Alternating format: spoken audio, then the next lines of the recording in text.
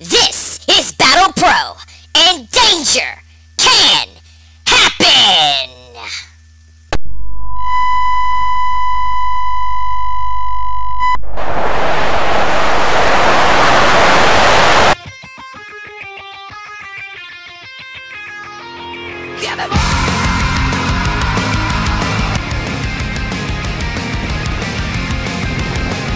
Ladies and gentlemen, welcome to Battle Pro's third big CPV event of the year. This is Something Must Die, and we are live in the Trocadero Theater in Philadelphia, Pennsylvania. I am loud and styled, being joined by my broadcast commentating partner, the former longest-running WEDF Intercontinental Champion and owner of IDW, Oshu Jack. And don't forget the iconic shaman, the best person ever, and the person who will see Lana's girlfriend after the event. You wish. Anyway, folks, we got a stacked card for Something Must Die. We have a world title match, a butcher's choice. We have many good tag team matches. We even have the Campeonato de Breas, Divine Greatness, taking on El Mundo in a non-title match. Oshu Jax. It is going to be an awesome night. Ladies and gentlemen of Battle Pro, you better be getting hyped. Me and Mountain are. It's going to be a great night at the Trocadero Theater.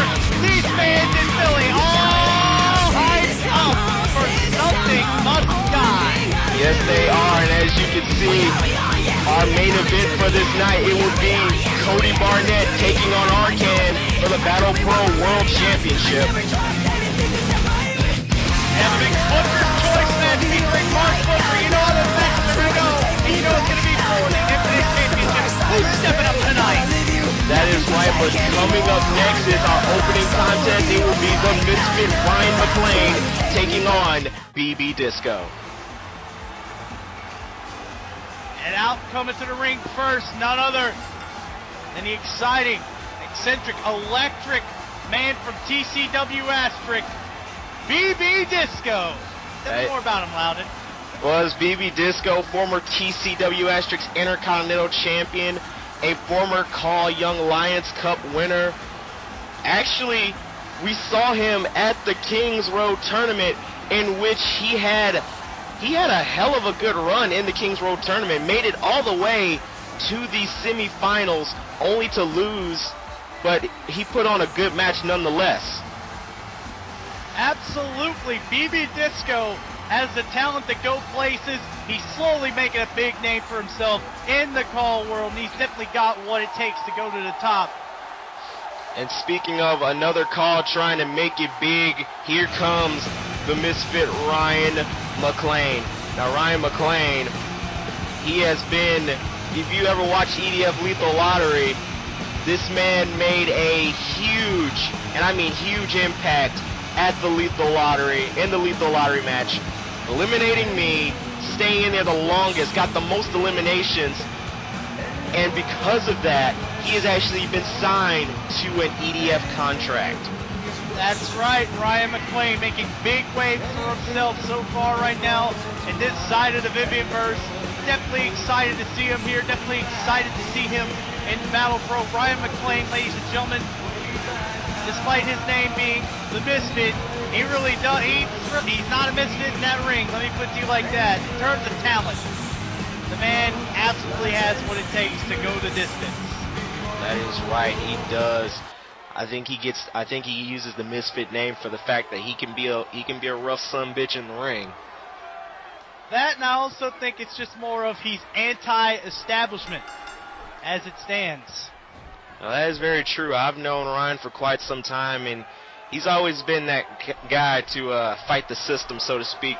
We get set for his matchup here. Look at this! BB Disco getting things going in a hurry with that Hurricanrana. Oh, the Japanese arm drag. Looks like BB Disco is going to try to get the match started here. And you see McClain just running after him. He's getting arm dragged all over the place. BB Disco telling Ryan McClain he's going to have to do better than that. And McClain's like, gladly. And he does. And look at this. What is he going to go for? No! Reversal by Disco. Disco going for, no he's not. Ryan McClain saw that coming. BB Disco going high. Getting no reward out of it though. That's right. Ryan McClain saw that coming a mile away. Another fun fact about Ryan McClain, he was actually a world champion at one point, the former, now defunct RSW champion. And of course, this is in the old version of RSW before Brent Harmonator took over. That's right. And now you see Disco running the ropes. No, drop toe hold by Ryan McClain. Disco looked like he was trying for something big, but Ryan McClain able to scout BB Disco out after seeing what he was able to do in the first few minutes, and now Ryan McClain going to do the smart thing, try to slow down BB Disco and go after the legs. That is right. Ryan McClain playing the smart. He's playing smart here, going after the leg of Disco, trying to slow the man down. I mean, this is a, oh my God. Like I said, Osha Jax, this is a battle of two different styles. You got the lucha, high-octane, high-offense style of BB Disco, and you have the very slow, methodic mat wrestling of Ryan McClain. That's definitely a great encounter to see in the middle of this ring here, Loudon. You know, Ryan McClain, like you said, very nice technical wrestler. He knows what he's going to have to do to beat BB Disco here. BB Disco, though, is not inexperienced. Although Ryan McClain just made BB Disco feel silly after missing that springboard Phoenix Splash. Again, Ryan McClain had that scouted, and now he is just peppering BB Disco with punch after punch. And now, look at this, wait, is this? Oh, Disco saw that coming. Yeah, Ryan McClain looked like he was going to knock him off. Disco quickly able to get off the apron, and Ryan McClain calling him back in the ring. McClain said, get back in here. Now they lock up again. McClain into the front neck lock. Going back to that ankle lock, still trying to keep BB Disco grounded. Which is like you said and like I said, this, oh, that's a little dirty.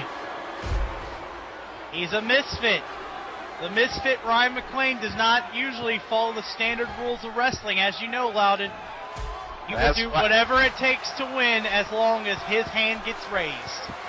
That is indeed true, and now you see him fighting on the outside, which could be a bad thing for anybody that's facing McClain, because this man knows how to use the area to his advantage. Oh my God. Like that is BB Disco runs into those steel steps. Looked like he was holding his knee from what I could see there, Loudon. Yeah, that's the same knee, same leg and knee area that McClain's been working on, and McClain saw that too.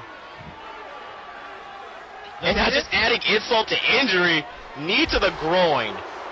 The misfit is on a roll right now, and this is exactly what you were talking about, Loudon, because as you said, Ryan McClain would like to turn this into a fight as fast as he can, because the sooner he turns this into a brawl, the sooner he's got you down, and he's got you in a bad position where you don't want to be, and he's close to winning the match. That's right. Also, the fact that he is working on that leg, that means, wait a minute, look at this. McClain. High, that's not like him though. BB Disco caught him, but no. McClain punched him away. McClain with the double axe handle. He crowned him. He did, but like I was trying to say, usually when McClain does go for the leg, not only is he trying to weaken the man, but he is also setting him up for that sharpshooter that he loves to call Ultimate Anarchy. Oh, absolutely. It will be Ultimate Anarchy if he gets that in, because I don't think BB Disco would have any choice but to tap, but BB Disco still has fight left in him with that rolling Yoshi tonic. That's right. Now, Disco working on the arm. That's smart for Disco if he continues working that arm, actually, Loudon. He works the arm. He takes out most of Ryan McClain's arsenal, and even if he gets Ultimate Anarchy in, his arms might be so weak that he can't actually keep that hold in effectively enough. So Disco would have an advantage there. Also, he won't be able to hoist him up for the misfit driver. Oh, look at this. Oh! Very nice. There gets BB Disco vaulting over with that Crossbody splash into the cover. Only for one, though. That didn't even feel like a one count, though, did it? No, McClain got that arm up way before the one count even, before the ref could even put his hand down for one. Drop toe hold.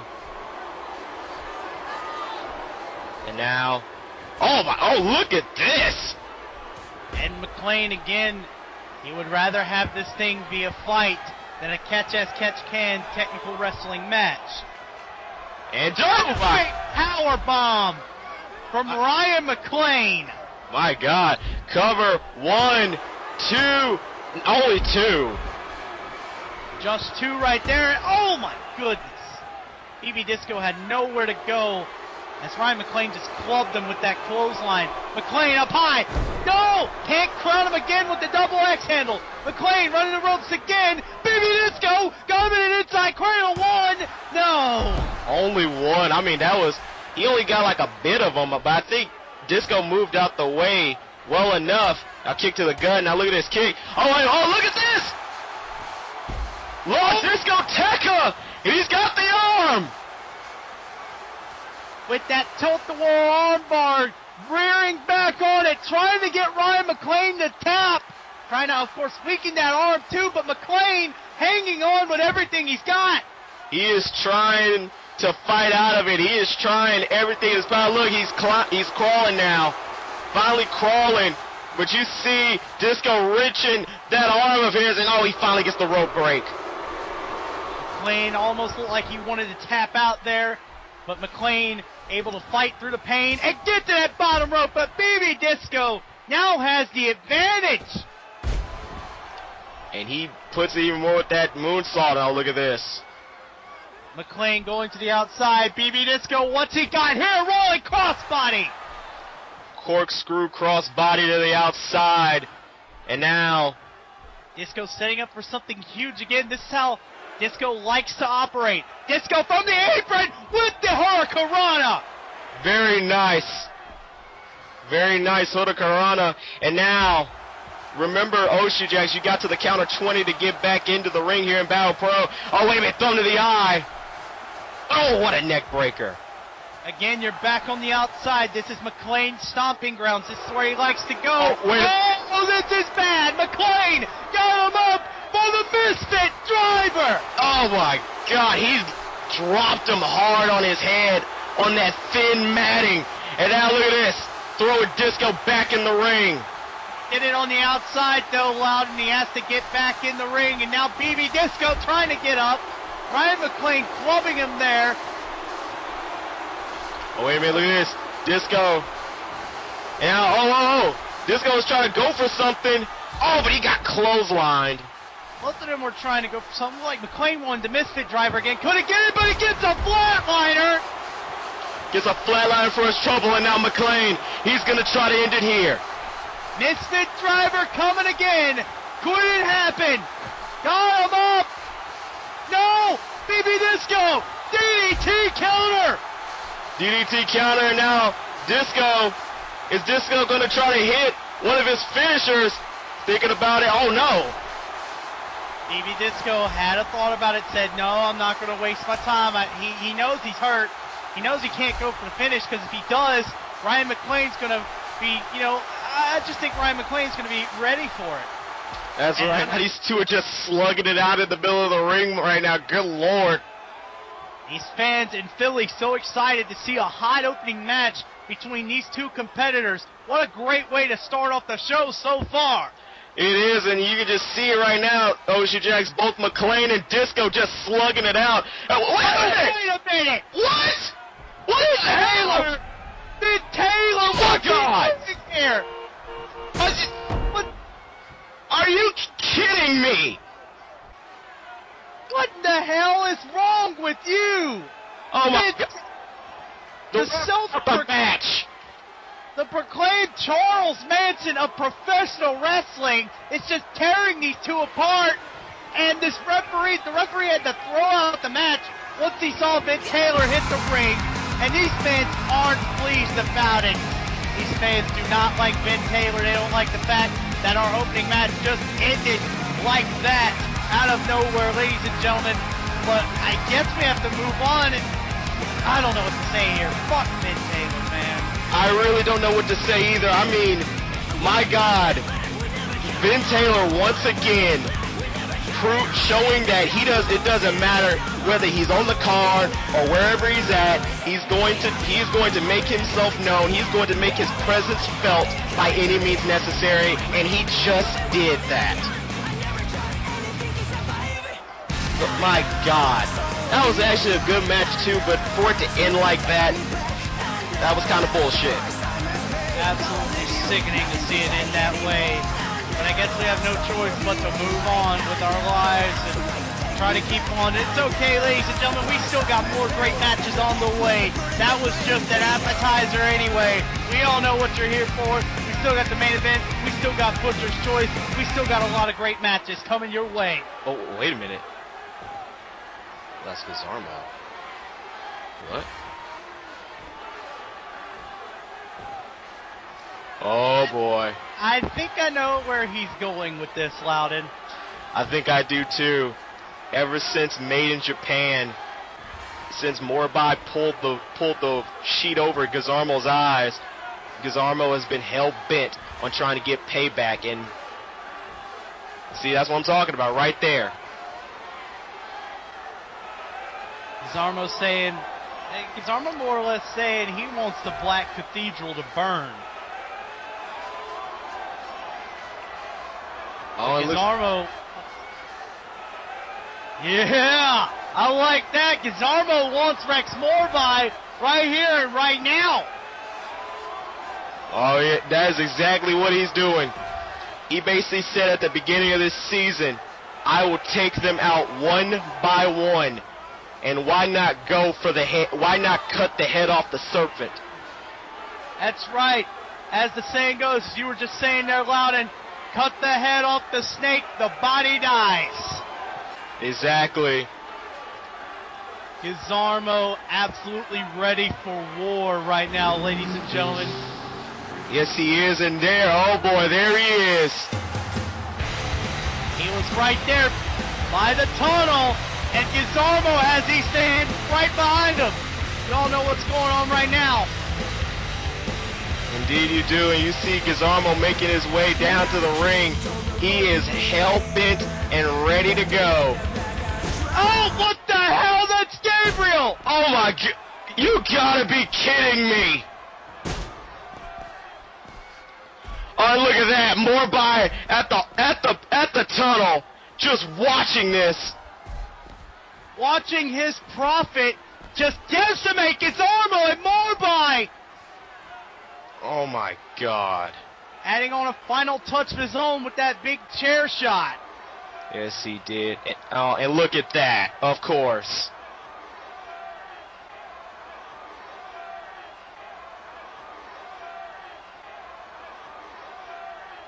Oh, man. Oh, once again, Moribai. Just you can say one-upping Gizarmo. I don't know if it's one-upping. I think it's just more of disregarding. I think it's disrespect. I think, he really expects Gizarmo to fight half dead against his prophet, a man who's, 6'8", 350 pounds? Gabriel is at least 6'10", 385 even. And you see Gizarmo with a kick to the leg. He's trying to work this out here. Oh, Gabriel with that big uppercut. I think he just pulled a psych out. Rex Moribai then caught him. Rex Moribai again pulling the sheet over Gizarmo's eyes, as now Gizarmo is having to fight against a dangerous man in Gabriel right now. A dangerous, very athletic, very agile, very dangerous and powerful big man, this prophet named Gabriel. That's right. Gabriel is one of the most dangerous members in the Black Cathedral. Probably the second most dangerous compared to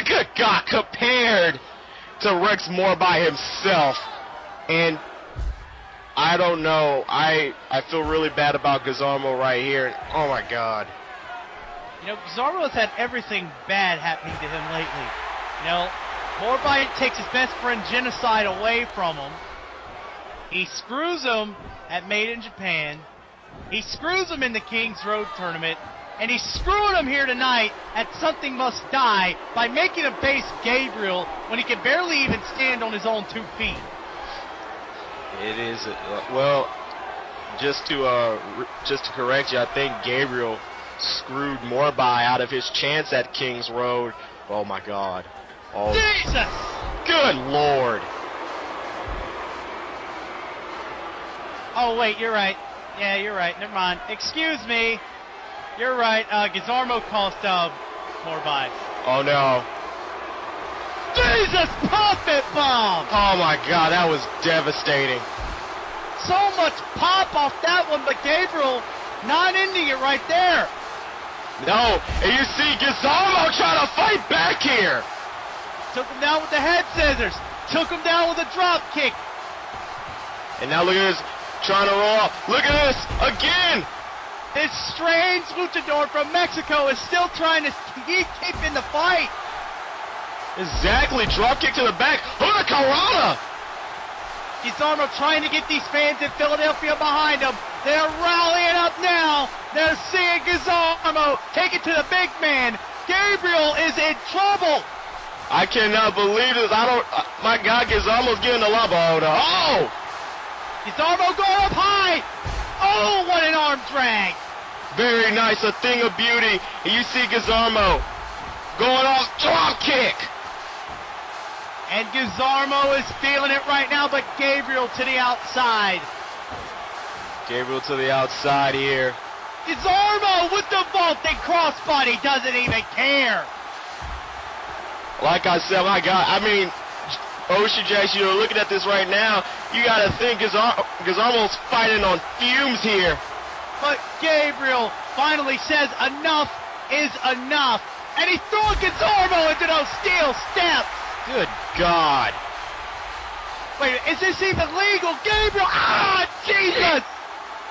I am surprised the ref did not even stop the fact that he just, oh no. Jesus! Good God, what a right. It's a vicious hook. And now you see Gabriel breaking the count just to go back outside.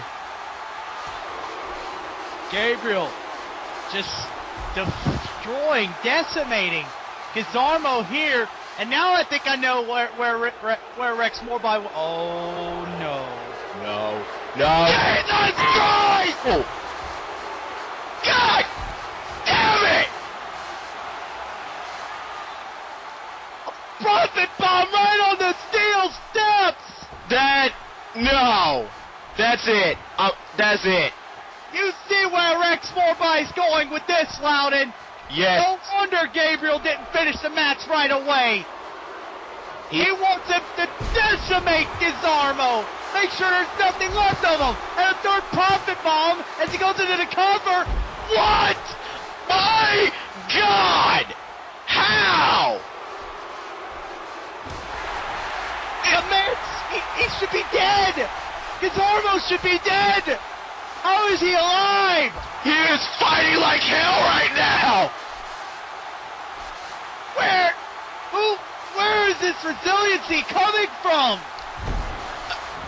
I'm going to take a wild guess, Oshu, and say I think it's that determination. It's the need for him to just take out the Black Cathedral. I think that's it. His feelings for the Black Cathedral will not hold him back. His injuries will not hold him back. His feelings for the Black Cathedral continue driving him to victory. My God, he is just giving it to Gabriel right here. Big kick to the back. Gabriel in trouble. Gizarmo. I think if you're Gabriel, you don't know what the hell is going on with Gabriel. May have come up with a quick solution to stop him into the cover. One, two. No! Still not enough. Still not enough to put Gizarmo away. And now I think Gabriel is just running out of options here. I think Gabriel is coming to the realization that all he put him through, that wasn't enough to put him out. hard Irish whip into the corner. And now Gabriel setting up for that big right hand hook we saw earlier. Just. Oh no. Oh God. Dear God, no. Oh no. That's a 400-pound man going from the top with a moonsault. No! Gizarmo moved out the way! How did he do that? Gizarmo! Head scissors! Oh my God, head scissors by Gizarmo! I'm actually at a loss for words right now! How is he doing this? How is Gizarmo doing this? I don't understand it! All logic is gone! I mean, you think at this point he's running on fumes, but... Gizarmo, look, he's doing the smart thing! Cobra clutch leg sweep to take out the big man! And now Gizarmo setting up for the end! Gabriel, dazed and confused! Choke breaker! And... Gizarmo driver! The Gizarmo driver, he dropped him hard! Wait a minute. Oh. No! He's going for number 2! I see it in his eyes. He's like, yes, it's not over. Another choke breaker into a second Gizarmo driver! Good God, that's like twice Gabriel got dropped on his head. Is he going to end it here? No. And the big man suddenly looking out of it as Gizarmo. Oh no. Oh my God. No. You've seen Gizarmo do this a few times. Is it going to happen? I think it is. Oh my goodness. My God. Avalanche Spike DDT just by Gizarmo, and that's it. How in the world did Gizarmo just pull this off? Your guess is as good as mine, Oshu. I thought that was it. I thought it was over after that vicious beating he took. But no, he came back. Hit not only one Gizarmo driver, he hit 2 of them. And then what the little movie calls the DBG, Death by Gizarmo. He hit it and it was over. What does Rex Morbey have to say about this after seeing his most trusted weapon decimated at the hands of Gizarmo? He's got to be beside himself right now for the simple fact of what all just happened. Gizarmo prevails over the Black Cathedral tonight. Yes, he has. And this crowd in Philly are on their feet right now. They are giving him the much-deserved respect. Wait a minute. Wait, somebody No, Morbey! He came from the crowd! Morbey, don't do this! Oh, God. Gizarmo has no idea where he's at, and Morbey's fixing to take advantage of it! Morbey! Oh, this is bad! No. Morbey, the death toll! The death tolls for thee! And Rex Morbey and the Black Cathedral stand tall over Gizarmo all over again.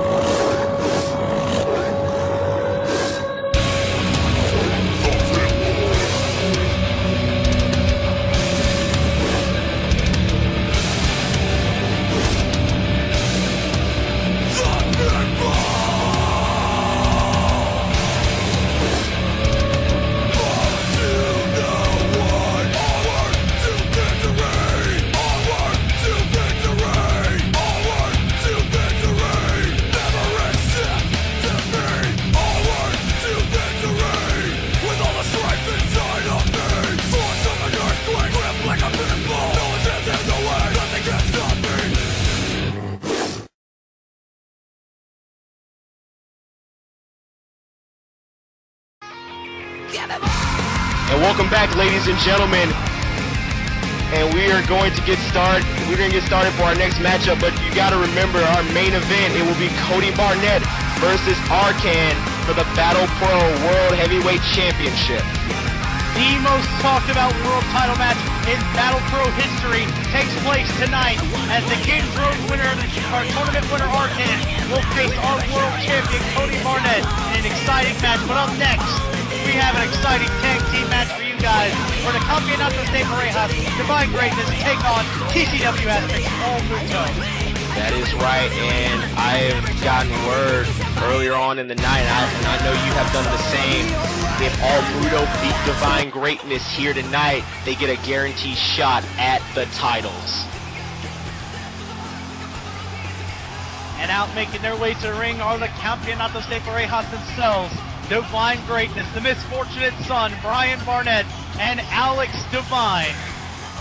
That's right, both these men, very good singles talents in the independent circuits before they got to Battle Pro.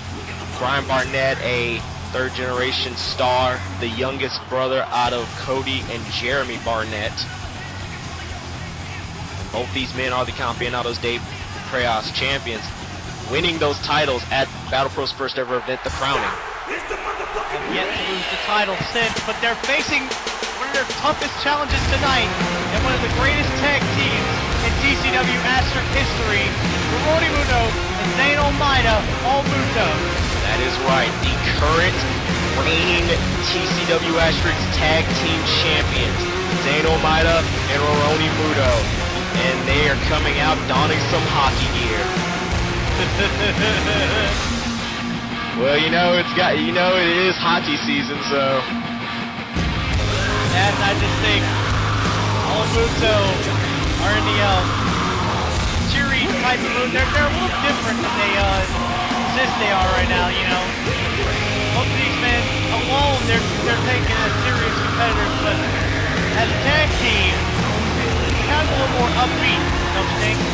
Well, I mean, yeah, 1 year both these men used to come out as two escaped convicts from Arkham Asylum. So yeah, they're pretty much got a pep in their step when they're tag teaming together. Two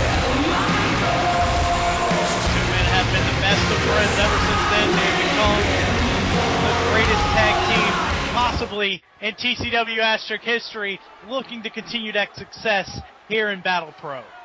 Indeed they are, and you can see it, Ocean Jacks, this jam-packed crowd here in Philly are ready for a hell of a tag team match here. The Campeonatos de Parejas going up against All Muto, two champions in their own right. And of course, again, ladies and gentlemen, let us remind you, if All Muto defeat Divine Greatness here, they will receive a future opportunity at the Campeonatos de Parejas. That is right, and we're getting this matchup started right now. And look at this. Huge spinning roundhouse you saw there from Zane Almeida. There's a vicious roundhouse, and you see Divine kind of telling Almeida to bring it. He did, but Alex Divine all ready for it, but Zane Almeida, look at that! That's a thing of beauty there. Rolling out of that wrist lock, trying for the chop, but no effect as Alex Divine misses that drop kick though, and Zane Almeida able to get back in this.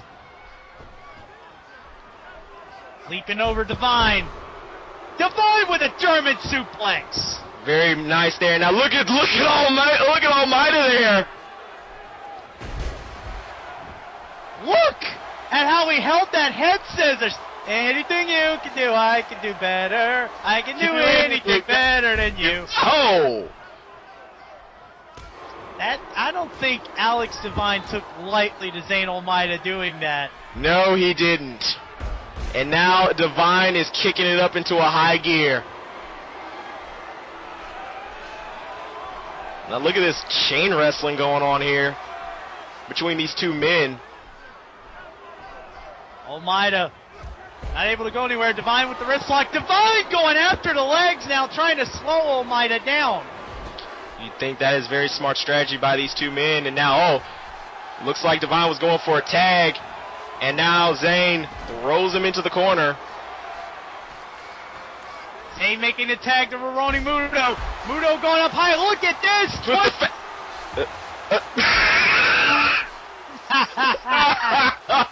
Oh, Muto. Oh, boy. Tricksters, old Muto. That was good. I like that. Muto kind of just teased that crowd. Everybody thought he was going for a swanton. They were like, nope. Wagged his finger and said, nah, we're not the Hardy Boys. And now look at this cover. No. Now look at Rurouni. Rurouni's in full control. No, just as I say that, Divine with the reversal. Divine. What's he doing here? Divine putting Muto down in the corner and choking him out with his boot. That's right. Now look at this. Now Divine finally throws him into his own corner. Tags in Bryan Barnett. Here we go. Oh, that was nice. Neck snap with the kick to the back. Simple but effective maneuver. Now Bryan Barnett looking to go to work. Bryan, the more high flyer guy in the group. He likes to go to the air, but he also likes to take it to the ground as well. He's got these two different styles, and oh, look at that. He's trying to go for something. It's the jury. Just very nice. With that big pop. Nicely done there. You just saw from Bryan Barnett taking down Rurouni Muto. Every time Bryan Barnett has a match, it's like he's trying to prove something not only to himself, but to anybody that's watching. I mean, oh my God, look at that. Like I said, he always tries to prove himself to everybody because he's got two brothers who are successful in their own right. Oh, look at this with Rurouni Muto. Good God, now look at that. Just laughing at Bryan Barnett after being played like that in a way. Rurouni Muto, man, you don't know what type of competitor you're going to get out of Rurouni Muto. He's unpredictable in that ring. Sometimes he'll joke with you, and he'll do like he was doing when he didn't do the Swanton Bomb and tease the whole crowd. And he was just laughing at Bryan Barnett for trying that crossbody. You know, I mean, he can do that, or sometimes he'll just go into that zone and he'll just start killing people. That's right. That what I like to call, and many others like to call, that Muta mentality. But I mean, there's like two ways. Either he decides to, or when he starts seeing blood, once he does that, he gets into that Muta mentality, and he just goes off. But even then, Bryan Barnett still in control of this as he makes the tag to Alex Divine. Look at this! And kip up. Beautifully done with that double arm drag, I believe that was. It was a double arm drag into a kip up, and now Divine has Muto down. And now look at this, Divine going after the leg of Rurouni Muto.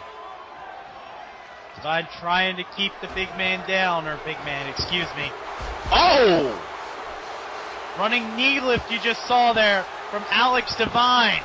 He calls that divine intervention. He hit that pretty early in this.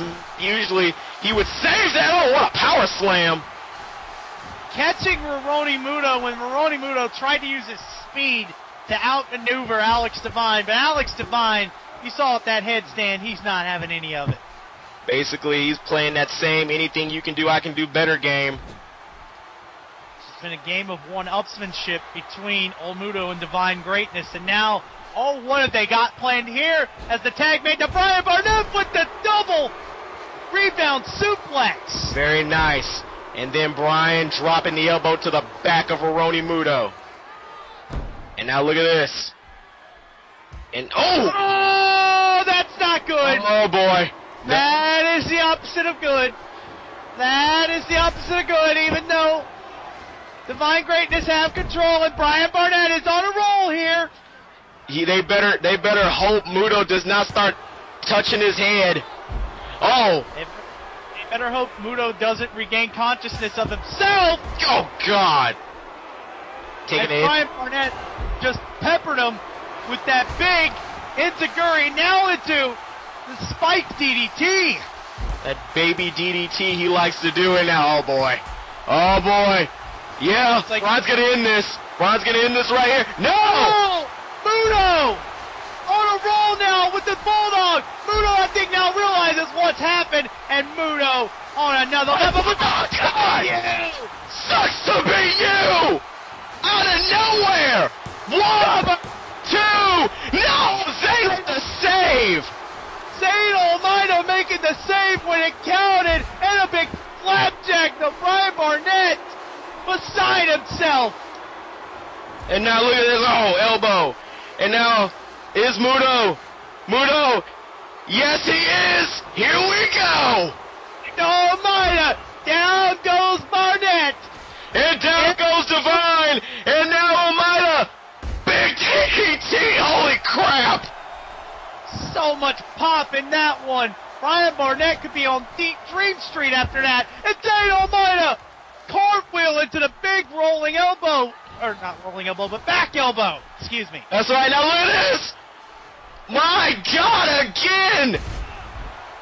That head scissors is just a thing of beauty. Oh, knocks Divine off the ropes. And big crossbody. Zane Almeida operating like a house of fire. Divine Greatness in trouble. And now, oh, big sleeper drop. Sleeper drop. And now look at this. Shake, rattle, and roll, baby. You gotta love old Muto. Almeida going up high. Big splash from the top into the cover. 1, 2. Oh, only 2. And look at this, Alex Divine in the ring. Alex Divine distracting Almeida as Brian Barnett taking the advantage with a neck breaker. Call it what you want, but that was a very smart move by Divine. And look at that. Oh! Alex Divine still trying to help out Brian Barnett as much as he can, with Zane Almeida having none of these shenanigans as he hits him with another sleeper slam. And now, Zane is back in control of this matchup. And he tags in Roroni Muto. Throws him in the... Oh, God. Coast to coast. My God, the coast to coast. And look at this, Muto's not done. Cannonball Senton. Roroni Muto now. Turning on the Jets. Brian Barnett to the outside. Muto having none of it with a vaulted crossbody. Muto now knows what's going on. Oh, he throws him in the ring post. Oh boy, he's going into the zone now. Oh, buddy. Kick. Oh God, Shiny Wizard.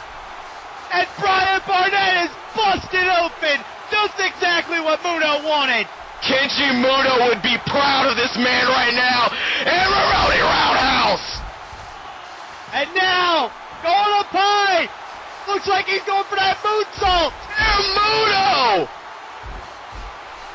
1, 2. No. What?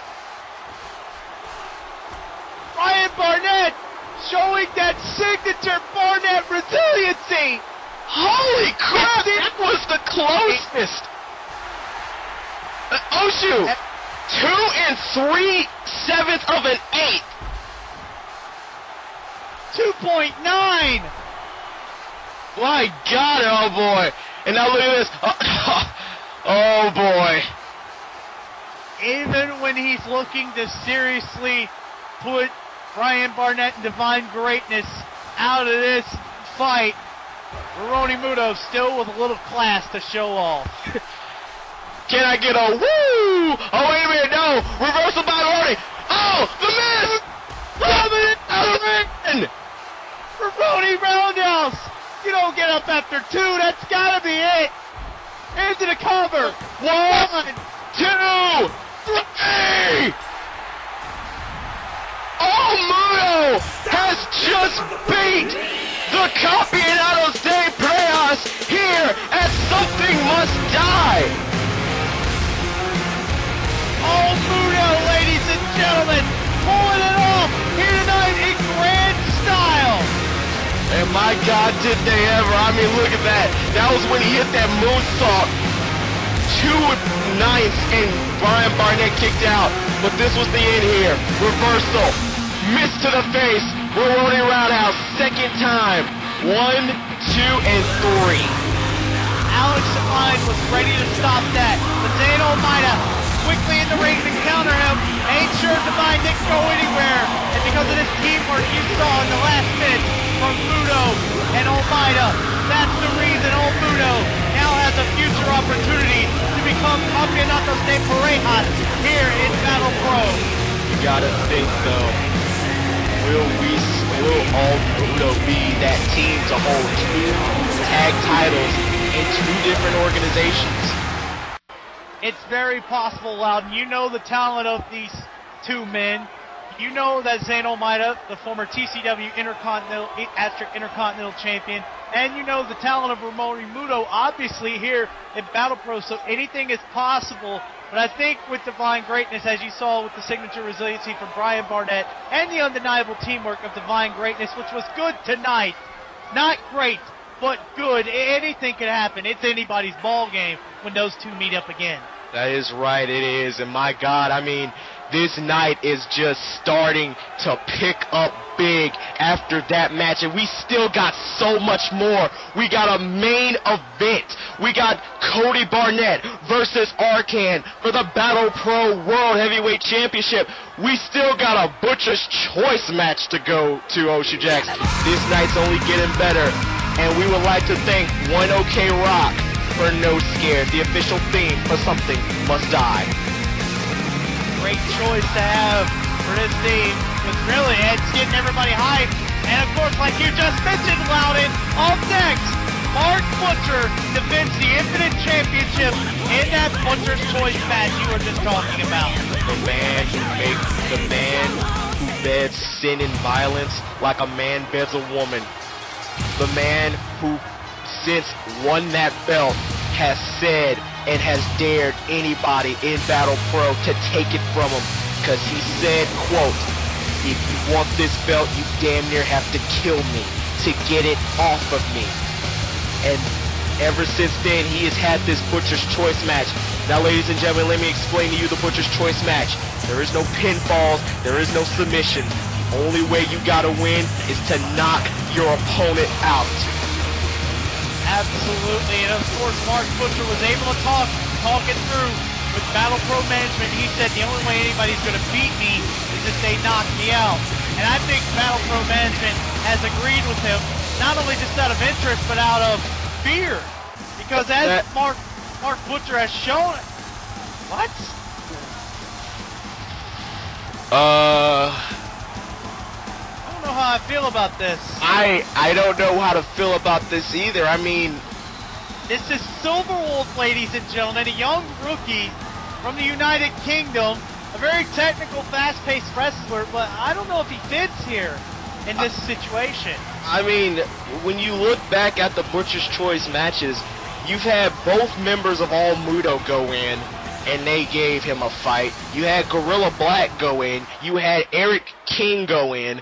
You had these guys that fit the description, but, well, folks, this is for the Infinite Championship, but I don't know. Tough guys, as you were talking about, Loudon, it is for the Infinite Championship, and you don't know if Silver Wolf fits, because you don't know if he fits as a quote-unquote tough guy, because Zayn Almeida, Romori Muto, Gorilla Black, 3 of the toughest men I know in Battle Pro. 3, all of them fell down to Mark Butcher and got knocked out. That's right, but, I mean, like you said earlier on, anything could happen, so, I mean, for hell, all we know, this could be the shock. I mean, for all we know, Silver Wolf could pull the veil over everybody and win the match, but we're gonna have to see as we get set for this matchup here, Mark Butcher versus Silver Wolf. And you see Butcher with that just sick look on his face. I think Mark Butcher knows that Silver Wolf is in over his head. I mean, Mark Butcher is the epitome of a brawler. He really is. I mean, this man would make Bruiser Brody cry from beyond the grave of how vicious and how sadistic he is in the ring. Let me put it to you like this, though, Loudon, since we're talking about how dangerous Mark Butcher is. This man is a thinking man's wrestler, okay? He knows how to beat people up. He knows several different ways to knock people out, but it's just sadistic to think he's got little traps set up for everybody. And Mark Butcher, just when you think you got God. one, oh my goodness. Jesus Christ, come on! Mark Butcher just absolutely tearing this little Silver Wolf apart. Though, Mark Butcher is a thinking man's wrestler. Just when you think you got one up over him, he turns out to be 3 steps ahead of you. That's right, and now he is just, I think right now he's just toying with Silver Wolf. And now wait a minute, Silver Wolf with the reversal. And now look at this. Silver Wolf throwing him back into the ring. You see, Silver Wolf is trying to keep this in the ring. Silver Wolf works best in that ring. He's a fast-paced technical wrestler. Silver Wolf needs to try to knock Mark Butcher out on his own. He needs to try to knock him out with his own ability. And as you know, Loudon, to his credit, there have been many dangerous technical wrestlers who can knock you out just based off their wrestling ability alone. But I don't know if the young, inexperienced Silver Wolf is capable of knocking out the dangerous Infinite Champion in Mark Butcher. Oh! Oh my God, look at that! I don't know, oh God. Stranger things have happened, though. That is right. Oh, Jesus! Oh my God, just that nasty boot to the head by Mark Butcher. Now Butcher's got a trash can. Silver Wolf, though, you see he's playing smart about this. He's taking his time. He's not trying to get in a fight with Mark Butcher. He's trying to keep on him when he can and keep this match under his control, which is exactly what he's going to have to do. But I think if you're Silver Wolf, you need to go back to what you were trying to do earlier. You need to get Mark Butcher in the ring and away, because if you take him outside the ring, it's like trying to fight the Great Muta or trying to fight the misfit Ryan McClain. It's a big mistake to try to fight these guys on the outside, because outside the ring is where they're most dangerous. That is right. And now, Silver Wolf's about to pay for it. Oh God, shot with the trash can. And now Butcher, I have no idea what Butcher, oh wait, oh God. Jesus goodness! Jesus Christ. That belly-to-back suplex on that barely padded concrete, ladies and gentlemen. No. God! And that trash can was standing right up, so you can imagine that the impact for Silver Wolf couldn't have felt any good. Oh God, and you see Silver Wolf, he got back up quick, but you gotta think he is in pain right now. And wait a minute, oh! Mark Butcher temporarily stopping to think of his next move. Silver Wolf taking advantage while he can. And Mark Butcher, I think he had no idea that Silver Wolf was up. Didn't even care. And look at this. Mark could stop him right now, but he's just letting him take whatever. There he is. He did stop him, because Mark Butcher, I think he was just interested to see what Silver Wolf had up his sleeve. Like I said earlier on in this match, as much as I want to give credit to Silver Wolf here for being the big man and trying to take the challenge on, you're still dealing with a man who is basically toying with you the entire time. Mark Butcher, as you notice, ladies and gentlemen, he hasn't really turned on the jets at all. He hasn't really taken Silver Wolf with a grain of salt, or more than with a grain of salt, excuse me. And now Silver Wolf, though. But that Hurricanrana, you're right, he hasn't. I have seen him have matches with Roroni Muto, Zano Maida, even Gorilla Black, hell, even Eric King, and he turned it up every damn time. Oh my goodness. Of course, Mark Butcher, he's just sitting back, and he's letting Silver Wolf try to come at him. Butcher standing in the middle of the ring, trying to think of his next move. Actually, I think he was even calling Silver Wolf over and saying, "Come on, let's see what you got." And now, oh boy, forearm to the head, and now, that was close. I think Silver Wolf's back chipped that chair. It didn't break, but he chipped the damn chair. Chipped the table. Well, he chipped the table. Forgive me. Oh boy, now what does he have in store here? I am very. Oh no, he turned him around. Silverwolf trying to fight him off. I don't think he realizes the table's behind him. Because Mark Butcher, check it out! God! That's exactly what I was talking about earlier. When Mark Butcher said, when I said Mark Butcher had a trap set up. Oh, that was one of them. And now you see Silverwolf was actually fighting back here. And now, oh, what a knee. Silverwolf has got to keep it where it's at. There's no weapons in the ring. He's finally taking advantage of Mark Butcher with his natural wrestling ability. Silverwolf doesn't realize he can be a bigger threat to Mark Butcher just by simply out-wrestling him and sticking to what he knows. You're right. I think Silverwolf is just... And now look at this. Silverwolf throws him into the corner. Now Silverwolf goes up again. Here we go. Going up. Hurricanrana. Taking him down. This England-born native is giving it to Mark Butcher now. Oh boy. And oh! Outside, there's something you could do with a lot of pop. And now, no! Oh! My goodness, went for it all on the outside. Not having any of it. Mark Butcher, what are you setting up here? Oh God. I don't know, but it is not just... Oh, God! Silverwolf doing the smartest thing I've seen him do the whole match with that headlock takeover into Mark Butcher's own trap. And now, wait a minute. I don't know what the hell he was going for, but it was not good. Now you see Butcher just punching away. And now Silverwolf with a strike of his own. Silverwolf trying to play the game of one-upsmanship, I think, Loudon. I think so, too. Trying to put that ladder in a place where he could take advantage of Mark Butcher. I don't know if it's going to work as well as he thinks. I don't know either. When you see, oh, thumb to the eye by Butcher. And a Mark Butcher nonetheless, though. And now, oh, Jesus. That big backbreaker. Now Mark Butcher says, fuck this. It's time to take the trash out. Wait a minute. Oh no. Oh, Lord. Oh! Drop kick! Drop kick by Silverwolf. Silverwolf, it's the same mistake you made earlier when Mark Butcher had the table set up. You're going to fall into a trap. Oh, God. Oh! Jeez. Arm trap STO you just saw there for Mark Butcher. And oh no, Loudon. Oh, oh! Oh! God!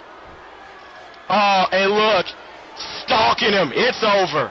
No. Yeah. Oh no. Oh, Lord. Be bad if he hits where I think he's gonna hit. Oh no! Jesus! God damn it! And referee having to stop the match. That was a mercy stop.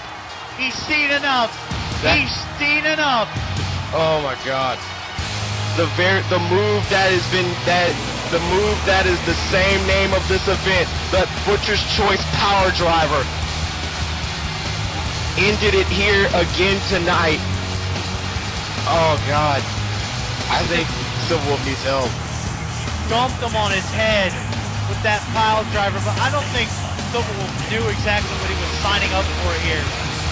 I think this big mistake Silverwolf made, as you saw the inexperience on display, is that Silverwolf, once he finally started gaining confidence, he tried beating Mark Butcher at his own game, but Mark Butcher showing the whole world why he is the best at these Butcher Choice matches and why nobody has been able to beat him for the Infinite Championship.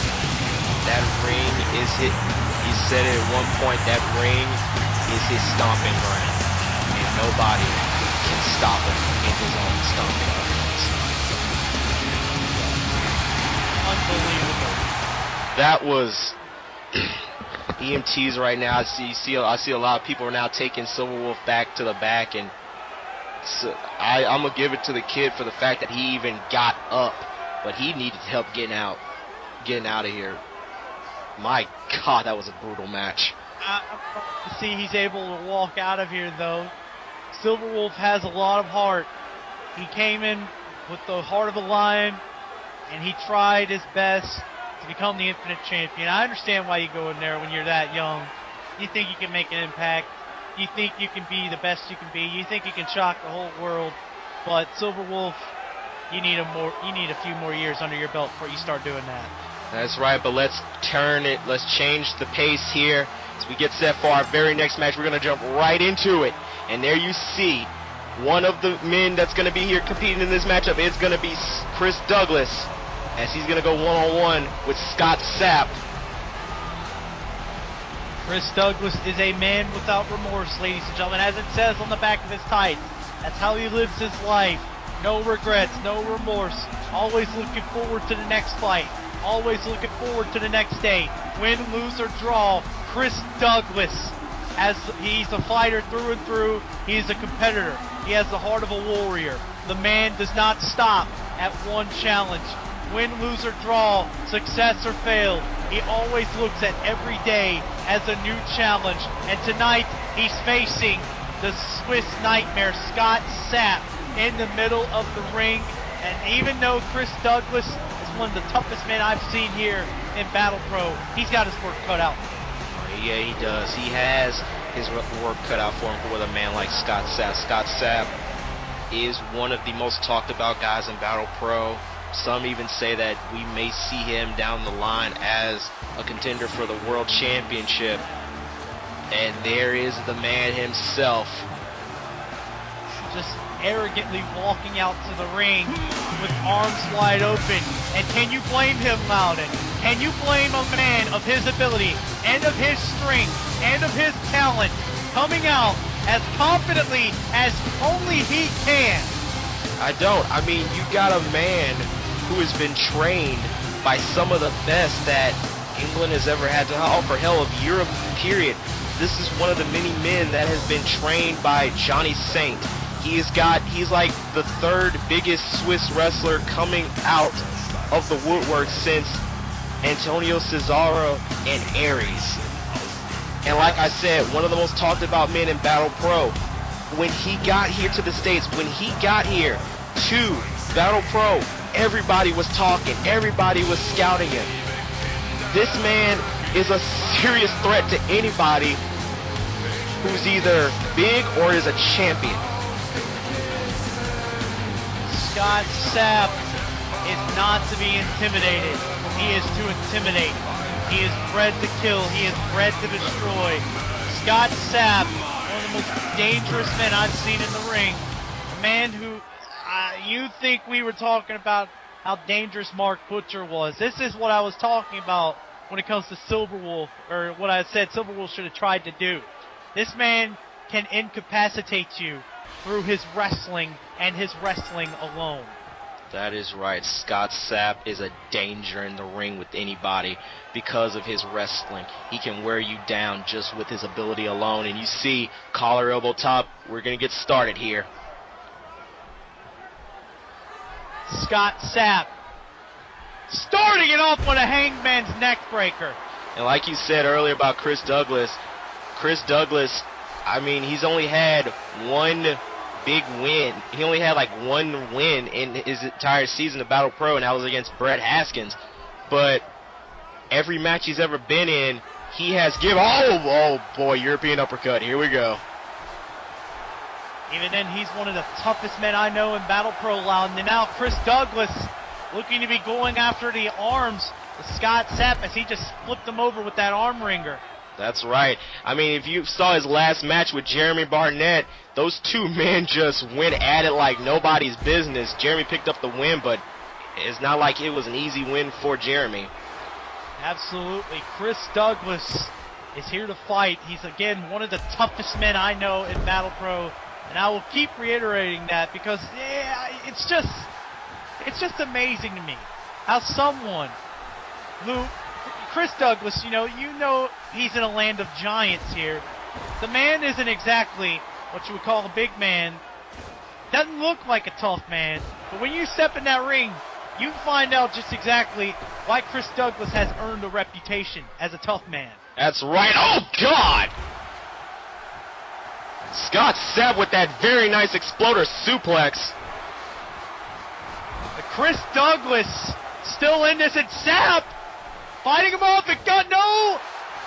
Chris Douglas avoiding the uppercut and sending Scott Sapp into the corner and clubbing him with that clothesline.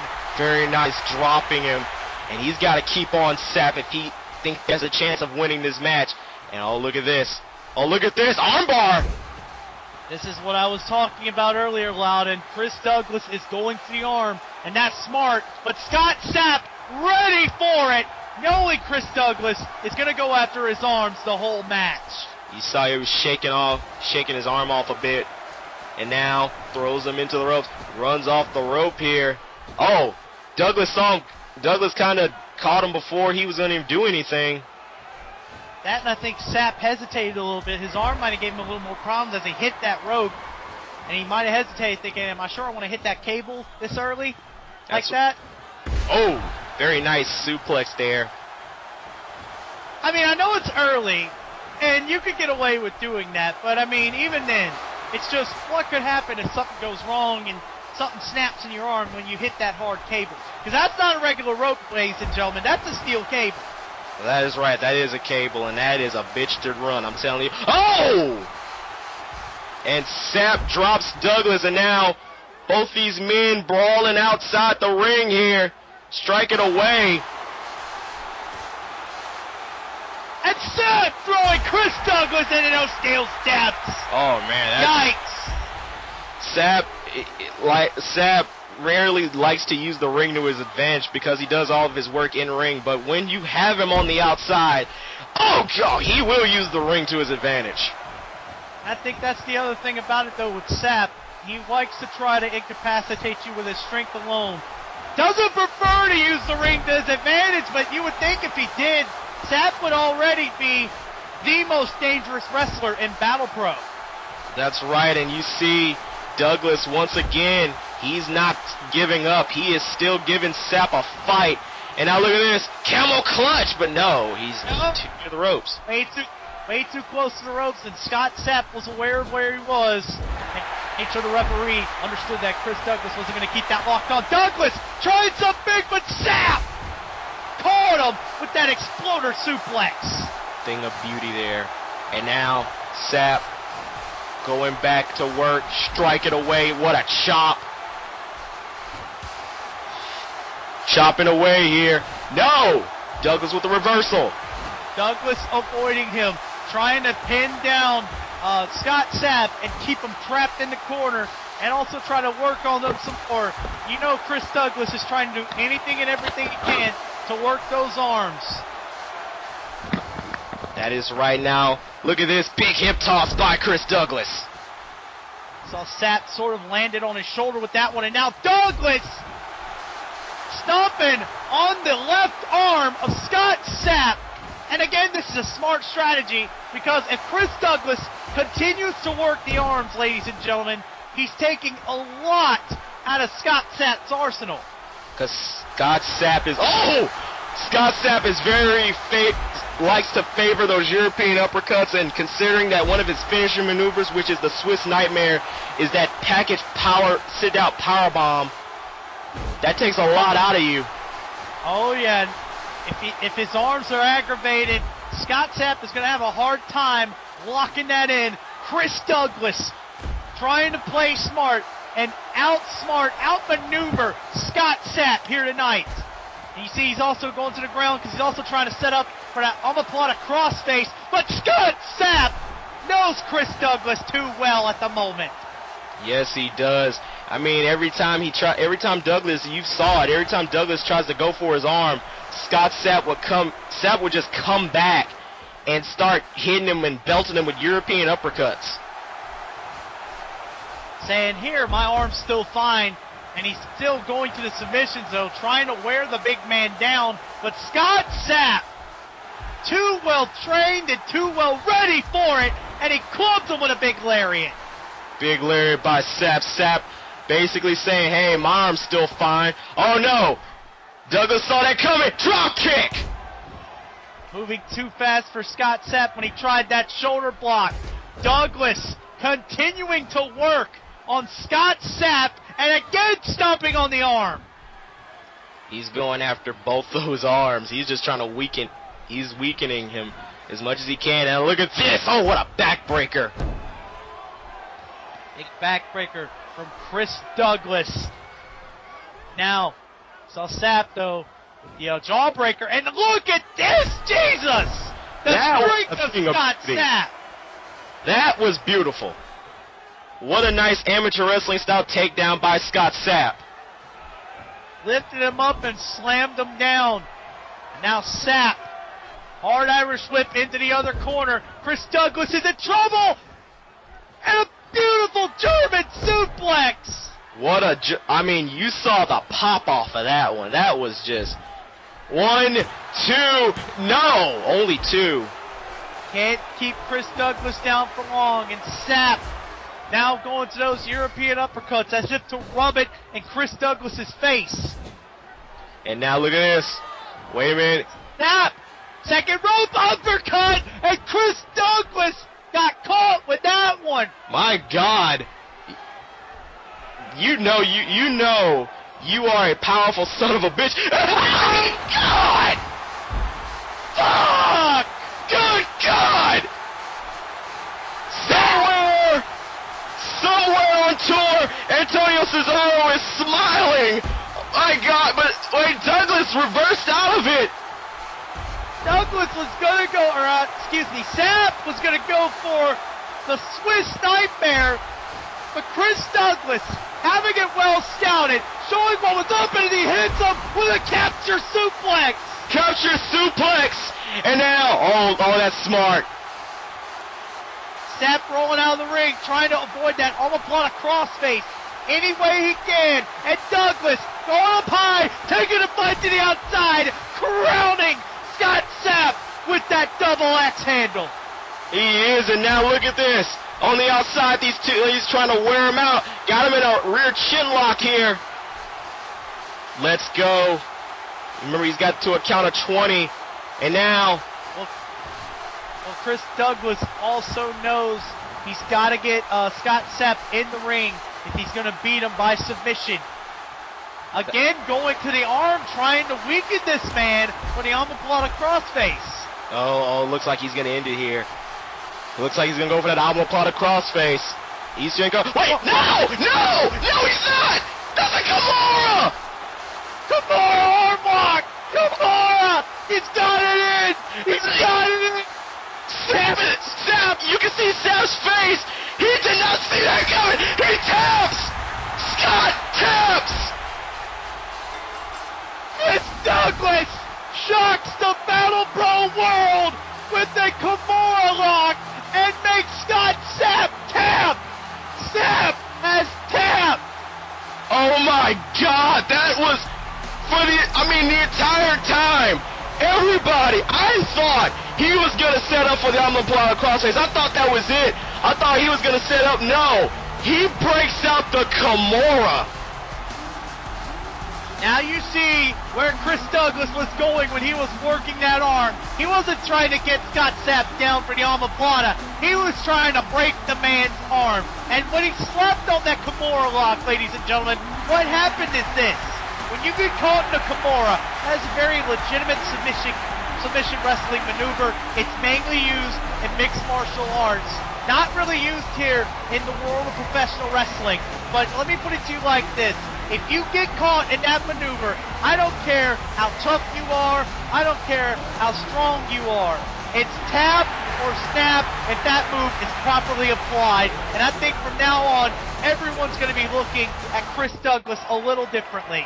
Oh, definitely. I mean, they are now going to be going into any match with Douglas wary of whenever he decides he wants to put that in or not.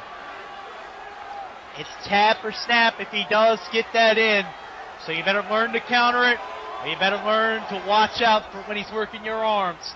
Chris Douglas, though, making a big impact. And I don't think anybody here in Philadelphia believes that Chris Douglas was able to pull off this upset. I'm looking in. You can look at some of the audience. They're kind of shocked by what just happened. I mean, Scott Sapp has just tapped out. But I mean, that was still an amazing match, though, Oshu-Jax. Both those men should not. I mean, Sab shouldn't be upset about that loss. He put on a hell of a performance. Well, I think he will be when he comes back. When you see him.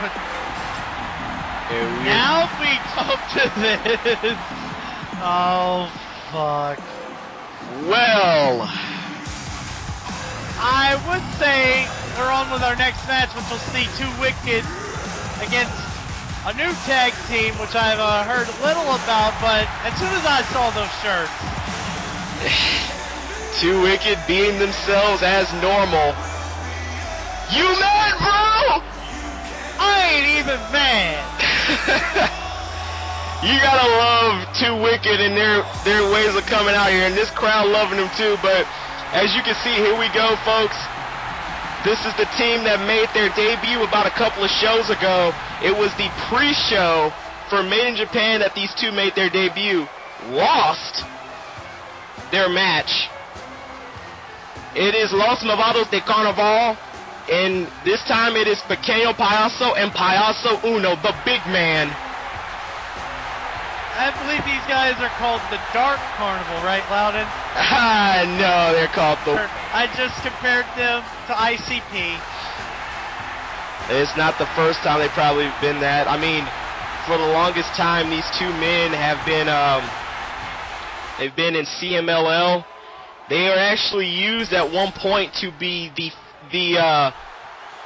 ace in the hole against the team Psycho Circus. I see. But anyway, we got this match underway as Mike Sully starting things off, I believe, with Pequeño Payaso. That's right, the littlest clown in that three-ring circus they call wrestling. And now, oh! Look at this, Pequeño, oh my! You saw Pequeño was just laughing at Mike Sully. You know Mike Sully doesn't like to be laughed at. Even though he kind of does make a joke out of himself, just like Two Wicked does, but I mean, they take themselves very seriously in their matches. Mike Sully with a big drop kick, taking down Pequeño Payaso, and Mike Sully just showboating right now, but do you see how that cost him? As Pequeño Payaso taking him down with that big head scissors takedown and following up with a beautiful luchador-style DDT. He did. Oh, he tried to go for a moonsault, but Sully saw him. Not a DDT, a bulldog, excuse me. Yes, you're right. It is a bulldog. And now look at this. Mike Sully with an amateur wrestling style takedown. And Sully fighting off Pequeño Payaso. What's Mike Sully going for here? Mike Sully lifting him up. Dropping him with that vertical suplex. Very nice vertical suplex there by Mike Sully. Mike Sully and Johnny S. Both these men have been, before Battle Pro, actually started out in the Jersey circuit of wrestling. Back then they were called Two Wicked Bros. Now they just go by Two Wicked. And now you see, no. Pequeño Payaso vaulting over into the ring with a senton again and running into a moonsault. Pequeño Payaso. That is right, the athleticism. The athleticism of Pequeño Payaso, undeniable. You thought we were seeing something with BB Disco and that luchador style. Here's the real excellence, especially with a man like Payaso Uno able to do that. My God. Goodness. Payaso Uno is 6'8", 350, and he's just doing shit like that in the ring. It scares you. What have you signed me up for again? I signed you up for this. This is what I signed you up for. Oh, look at this. Payaso Uno. Russian leg sweep. Johnny S. in big trouble as Payaso Uno just having his way with the big man. But not the big man, excuse me. The big man having his way with Johnny S. That's what I should have said. But Johnny S. with that single knee lift, taking Payaso Uno down and making the quick tag to Mike Sully. And now, oh, assisted big boot. And Mike Sully on Payaso Uno. No, tried to go for a knee lift. Missed, got a boot to the head. And now Payaso Uno throws him into his corner. The Broskis from the Shoreskis certainly got a situation for them with Los Novatos de Carnaval. They do, and a big, nice elbow. And now knee to the back. Pequeño, looks like Pequeño's in full control of this. Goes off the ropes. Big Hurricanrana. Took him down. And now again, up high moonsault. Very nice moonsault. And now, oh, what a kick. So athletic, Mikhail Payaso Esme. Oh! Oh, I think he undershot that. Yeah, he did. It looked like he was on a roll, but he didn't quite exactly get the kind of distance he needed. Again, showing that inexperience at Los Novatos de Carnaval. This is one of their first few times in the American circuit. Yes, it is. Still getting used to things. Indeed they are, and now you see Pequeño throwing him back, throwing Sully into their corner now. Look at this. Hip toss, kip up. And even though I know this man is athletic, it's still weird to see him do that. Oh, there it is. Look at that. 1, 2, no. Only for one count, though, because Johnny S. in to make the quick save, but Mike Sully and Two Wicked in trouble. Los Novatos de Carnaval absolutely dominating in the opening minutes. They are. And now, oh, what a punch. Rolls off the rings. Sully's days, he just got, God. He just got ran over. Payaso Uno taking these men by himself. And now laughing at their expense over it. In true clown fashion. With Mike Sully like, you're not going to one-up me like that, bro. My God. And now you see Payaso back in. Jawbreaker. And now Sully trying to fight him off. And Sully with a big back elbow. That's how they're going to have to do it. They're going to have to play high impact. Use their speed to take the big man down. Because, Payaso. No, that's right. I was thinking KO Payaso. That's right. Payaso Uno is playing like Gorilla Black is. Anytime Mikhail Payaso is in trouble, all he has to do, tag the Payaso Uno, things turn around for Los Novatos de Carnaval. That's right, and you see that big DDT that Pequeño did, and now, what is this? And now look at this, moonsault again by Pequeño Payaso. This time he's going for the cover. What? Wow! How in the world did Mike Sully just kick out of that when his ribs are all hurt? Your guess is as... And now wait a minute! Oh, look at there! 1, 2, no! Can't get him off the victory roll, but he still got control of this. Two Wicked is in trouble. Why did I think I just realized something? What's that? We forgot to touch on this. Doesn't Two Wicked have 2 points? Oh my God! You are right. I mean, I got so into this matchup, I totally forgot. Now I see Mike Sully and Johnny S.'s reasons. These two men, holy crap. Yeah, Old Muno earned a shot at Divine Greatness by beating the champs tonight. What if Two Wicked wins this match here? We got 2 teams who be challenging Divine Greatness. That is right. No wonder Mike Sully has been fighting like hell.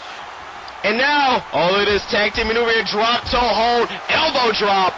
But can Los Novatos de Carnaval beat the team to shatter their dreams? We've rarely seen teams get 3 points to do this, but look!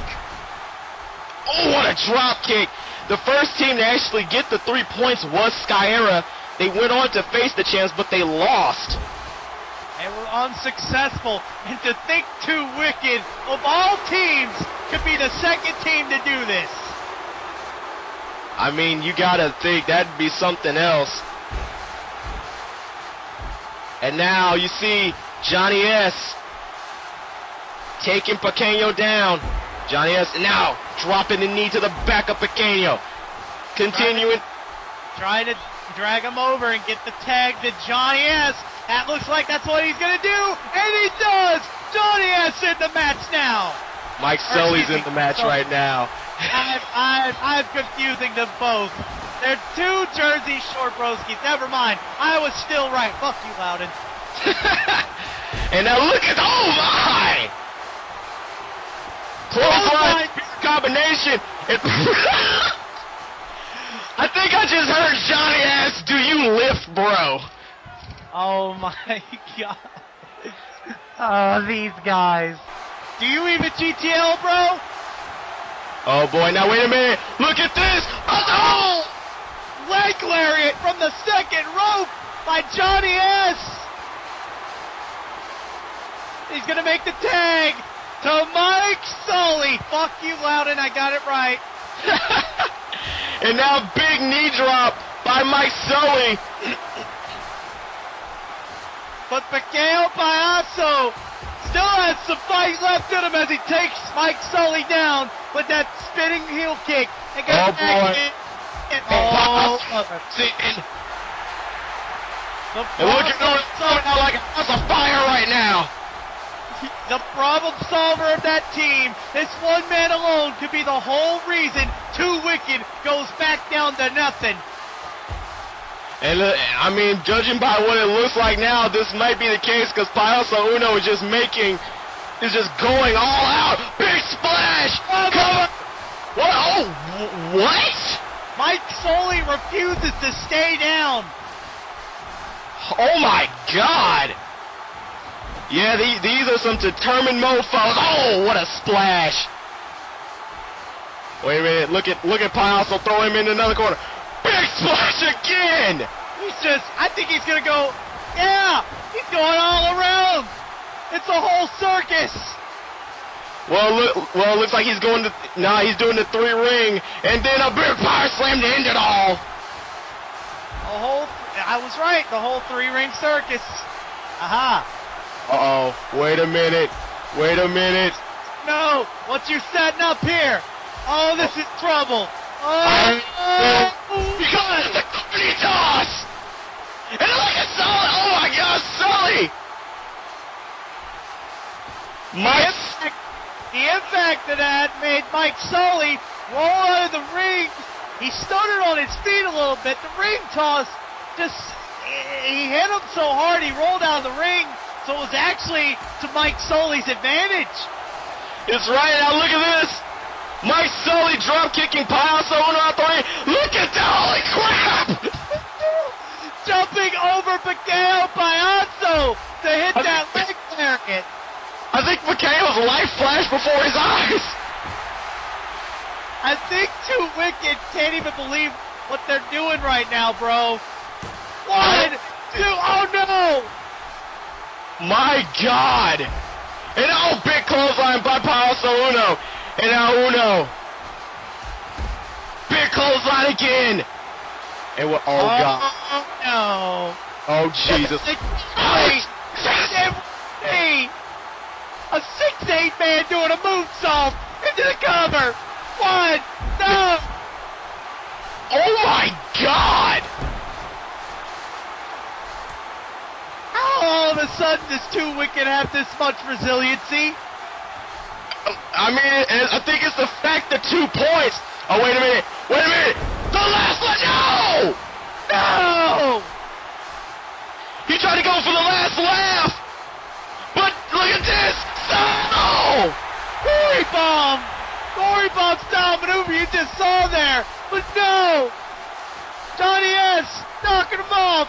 Mike Sully could do it. 1, It's 3, 2. No! Oh, Holy crap! Too Wicked does not have 3 points yet. Not yet. Like these two teams fighting like nobody's business right now. Wait a minute. High moonsault. Moonsault again by Pequeño Payaso. And Pequeño, he's trying to, oh wait a minute, what is this? Wait, no! Reverse by Mike Sully! It's jack shit. it, that's what it is, because Mike Sully telling everybody, get your fist pumping in the air. He's about to end this right now. Oh, wait a minute! There it is! The Jersey Turnpike! Jersey Turnpike by Johnny S! That's it! That's gotta be it! Hey, wait a minute! The retrospected, trying to get, oh no! Oh, got it! He took too long! What happened is the ref was trying to get Mike Sully out of the ring, and that cost Johnny S crucial moments. As Mikhail Fiasso now has some fight left in him. Mikhail, what's he trying here? He's trying to go for that. He's trying to go for that flip power driver again, but no! Sully got back up! Jersey Turnpike! And Mike has nowhere inside, and Johnny's got the cover! Okay! Too Wicked have earned 3 points! We have 2 teams challenging Define Greatness now. I don't believe it. I don't believe it. Too Wicked have 3 points. They're on the list, bro. They're on the list. MVP all day, every day. The Too Wicked Bros, the Broskis from the Showskis. A situation has just occurred in the Battle Pro Tag Team Division, and their names are Mike Sully and Johnny S. Too Wicked earned the 3 points. I don't get how this happened here, ladies and gentlemen. I don't understand it at all. How in the world did Too Wicked just do this?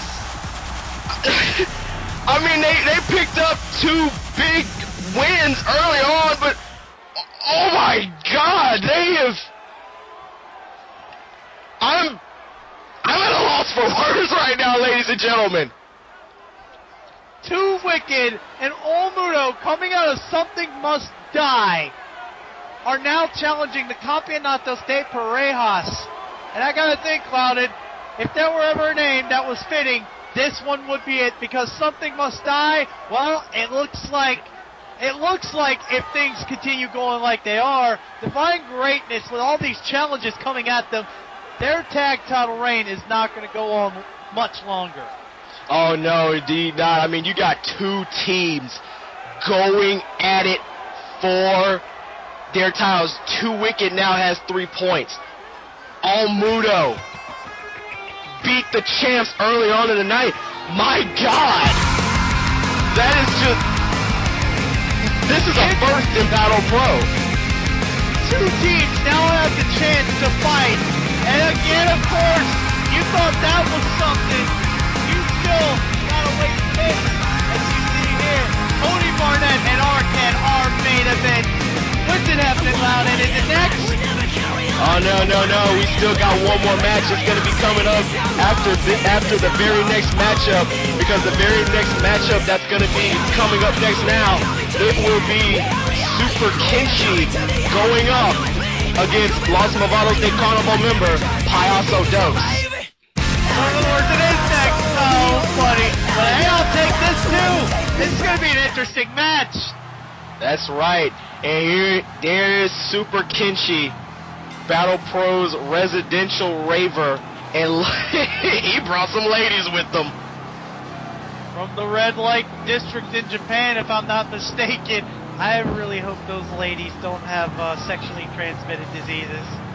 Oh, I hope so too, but my God, folks, I just gotta say, Super Kenshi, he's from the Red Light District in Tokyo, Japan, also from the Underground District of Japan, where he loves to party and he loves to rave out like nobody's business. Super Kenshi, one of the fastest rising guys here in Battle Pro, one of the most talked about guys here in Battle Pro. Not because of his unique style, not because of now he has some newly acquisition ladies coming with him with questionable content. I mean, still, Super Kenshi oozing with more confidence than ever. He's been making waves. He's been putting himself on the map, getting himself out there, making a big name for himself with everything he's done lately. Super Kenji has enjoyed success in Battle Pro. I remember he won his last match. He did. He's come off a big win against the very man that was trying to have the Butcher's Choice match, Silver Wolf. And he's looking to continue that streak, to get himself going with a future title opportunity somewhere, anywhere, against the other man of Los Novatos de Carnaval, Payaso Dos. That's right, Payaso Dos. Payaso Dos actually made his debut in a tag match with the King of Payaso. And now he's making his singles debut here tonight at Something Must Die. And you gotta think this gotta be big for the man, considering he's facing off against somebody who's been considered a contender in Super Kenshi, and a guy that could be one of the Oh man, these clowns are so entertaining. Doing a little jig before he gets ready for his match, apparently. But this crowd on their feet right now, you can feel it in the air, Oshu Jax. We are so close to the main event right now. These people are buzzing, and we're gonna get set for this very next match as these two men are in their corners waiting for that bell to ring. I think they're still buzzing over what happened in the last match, because even if Too Wicked, as crazy and as jokester as they are, I think the fact that they're seeing Divine Greatness have two challengers coming after them makes things all the more interesting. It does, and now look at this. Oh. Also, let me tell you something about Super Kenshi. He is from Japan. He knows Japanese strong style. You just moonwalked. That's what I was going to point out. He just threw out that spinning kick like his name was Sean Waltman, and then he moonwalks like MJ. Oh, and it's a Gary by Payaso. And now look at this. Having a little laugh at Super Kenshi. Oh, look at this Hurricanrana. Wait with a pin. One. No. Kenshi, look at this one. No. Ooh. Oh, man. This is going to be a fun match, I'm telling you right now. So fun. It already is. As Payaso Dos. That's right, Payaso Dos. Oh, big kick there by Payaso Dos. Now Dos striking on Kenshi. Those big chops to Super Kenji, the Japanese king of the red light district, looking in trouble. And Loudon, I'm going to be honest with you. I'm trying to contain my laughter. It's okay, man. It's okay, because whenever you have a Super Kenshi match, it's hard to contain your laughter. Oh my God! Super Kenji with the double knees in the corner. Payaso Dos in trouble. Payaso Dos. God! No, I was right. You were right. Fuck! I'm just so confused. I'm ready for the main event. These fans are, but we're still being entertained to this awesome match we're seeing right now. That's right, and now Payaso reversing out of Super Kenshi, whatever he's trying to do. And now look at this. Tornado DDT! Taking down Super Kenji with the greatest of ease and knocking him down with that calf kick. Very nice calf kick there. Now, what is this? Payaso does no! Reversal by Kenshi. And now Super Kenshi, big drop kick! Springboard drop kick from the top, and Super Kenji says it's time to end it. Or no, I think he's... Oh! Big German suplex. I think he was gonna end it, but he kind of thought about it. Maybe he said it was too early.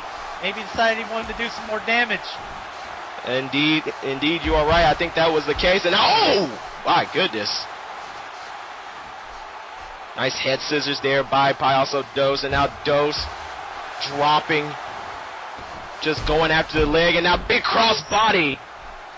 Splashing right on to Super Kenji.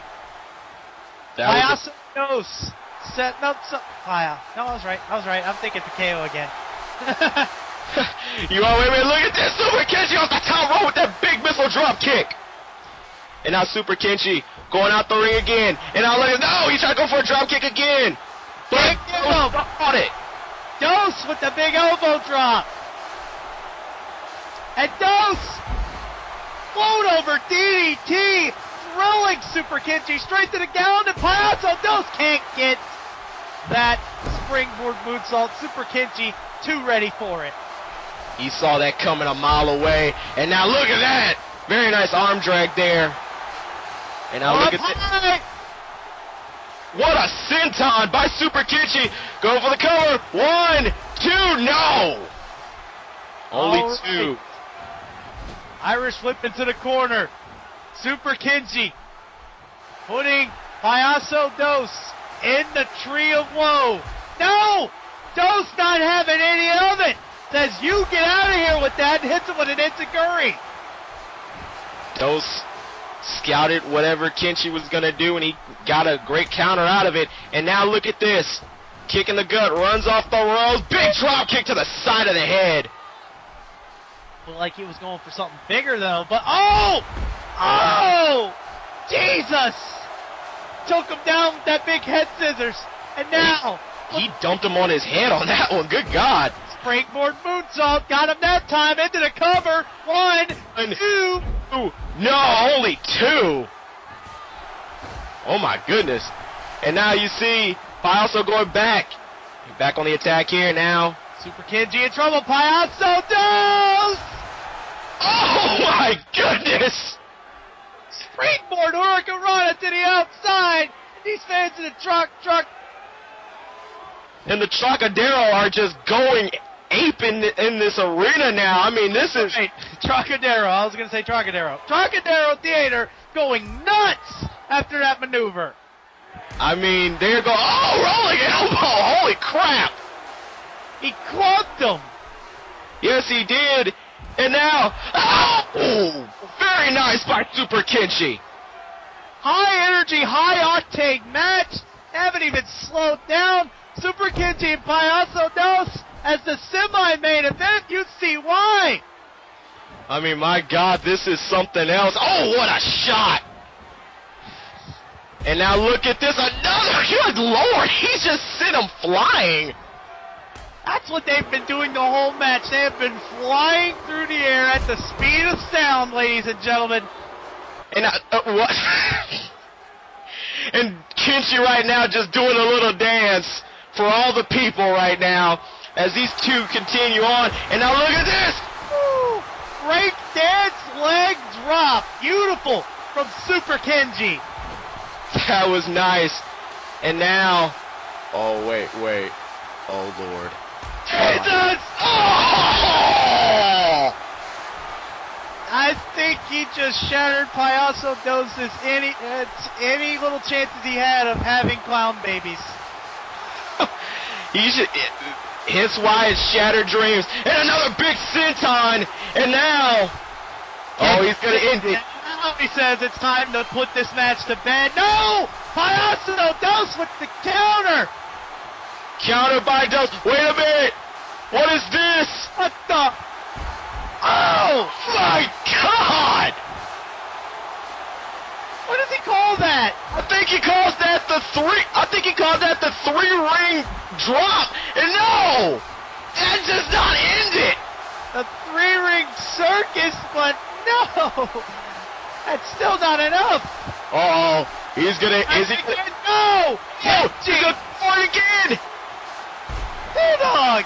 Oh, what a bulldog by Super Kenshi. And the Super Kenshi, he's saying this time, it won't be over. Will we see it? Oh, here it is. He calls this Flash Star Delta. Jesus. 1, 2, and 3. Super Kenshi picks up another big win here at Something Must Die, beating Payaso Dos. 5-star Delta, I believe that is. Yes, it is the Flash Star Delta. That's small package drive. Flash Star Delta. Exactly, the Flash Star Delta. And we see some of the highlights of this match, that capoeira leg drop. I mean, this is what ended it right here. The Flash Star Delta. That fisherman suplex into the small package. It's lethal. So lethal that move was, ladies and gentlemen. I mean, it hurt me to see that. But a great win for Super Kenji and an exciting, fun, fast-paced, energetic match. But Loudon, we know what time it is now. You're right. Coming up after this break, after we go to this break, the main event, it will be Cody Barnett versus Arcan. The one we've all been waiting for. You are indeed right, but we will be right back after these messages.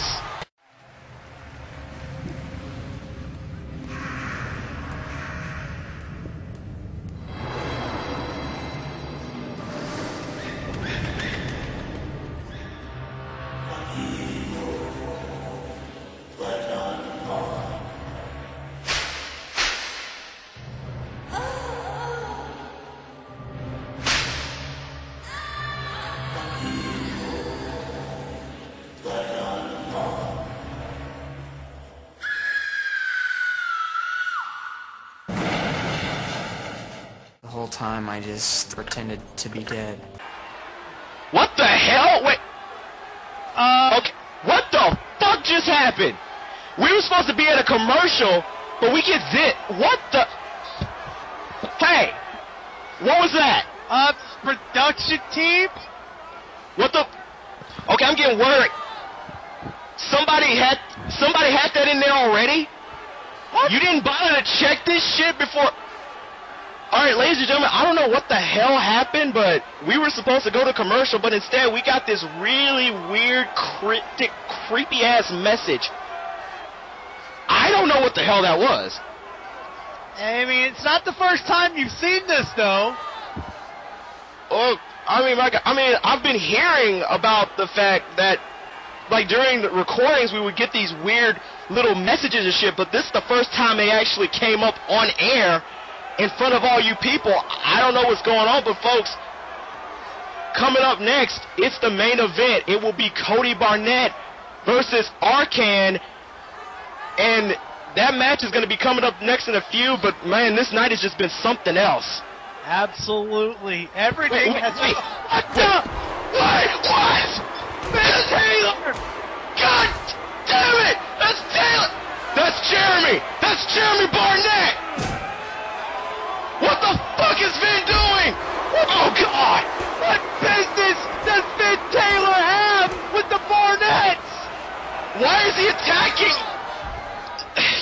This is the same shit with Super Kenshi. He just randomly attacks a guy. He doesn't give a damn who they are. He doesn't give a damn about anything. He just wants to make his point. He wants to make an appearance. Simple as that.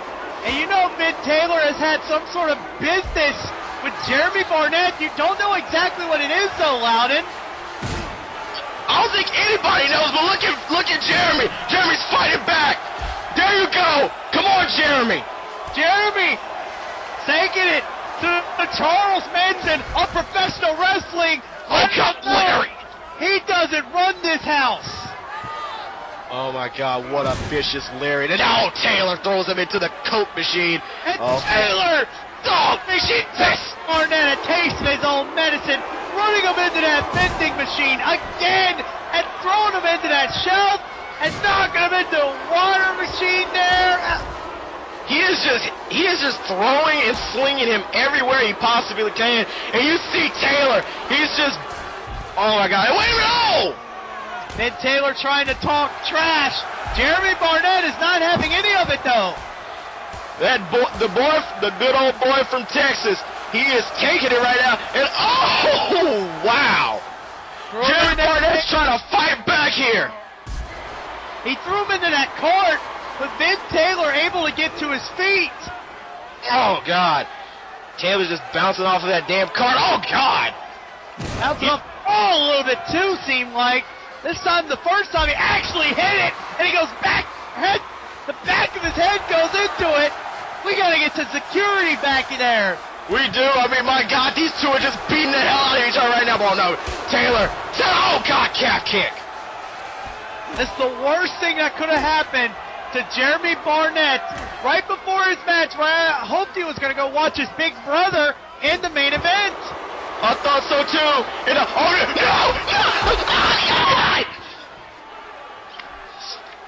Someone get some fucking help!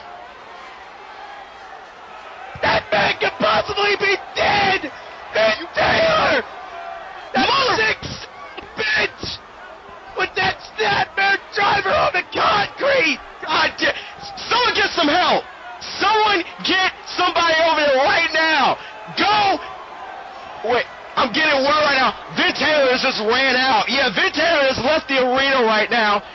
And I think, yeah, they're getting paramedics out there for Jeremy. Oh, my God. I think if Cody Barnett catches wind of this little thing could really throw him over the edge. Oh, my God. And that's the last thing Cody needs right now. Yeah, especially when Cody's got a big world title match coming up. But even then, he's still got to move on. There's nothing he can do about it now. Cody Barnett set to face Arcan, the Aussie Nightmare, for the World Heavyweight Championship in Battle Pro. Only one of these men will leave as champion. But can Arcan finally do something he's been unable to do for years? Will he become the world champion? We will find out coming up next.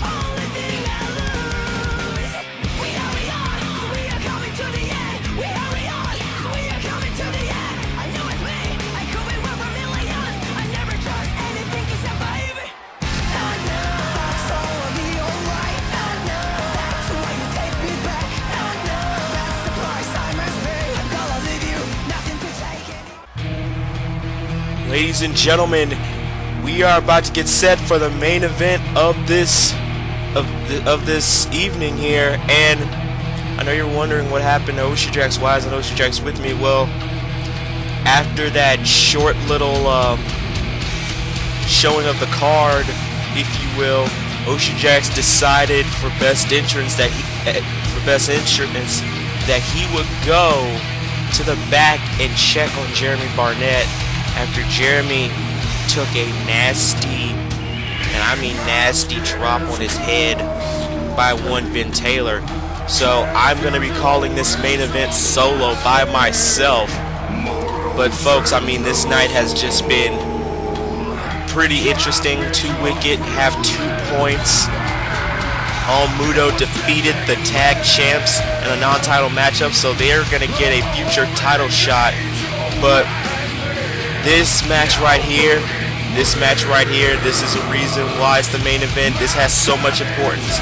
There you see the Australian Nightmare, the man who beat many other superstars in the King's Road Tournament to become the #1 contender for the Battle Pro World title. You can see he is coming out. He's not coming out to millionaire anymore. He is coming out to 10 by Pantera. This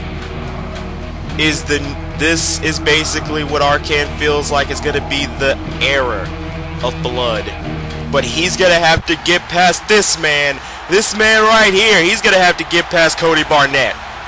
Cody Barnett, the reigning Battle Pro World Heavyweight Champion, won the title at the crowning, has defended it in 2 crazy matches against Johnny Metal. I mean, my God, those matches were just insane, but Cody came out on top. Will Cody Barnett do the same in this matchup here tonight? Only time will tell. But Cody, you can see Cody is feeling it here. He's got a smile on his face, but you got to feel he is determined. This crowd here in Philly is giving Cody Barnett a lot of praise. You can see Cody did his hair up a little bit too here. There it is, the Battle Pro World Heavyweight Championship. The very same belt that Cody is holding up, he has defended on 2 separate occasions.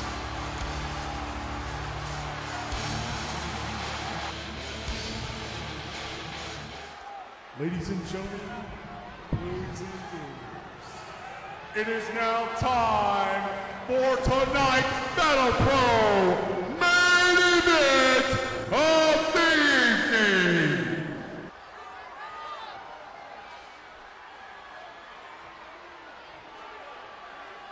The following contest is scheduled for 1 fall with a 60-minute time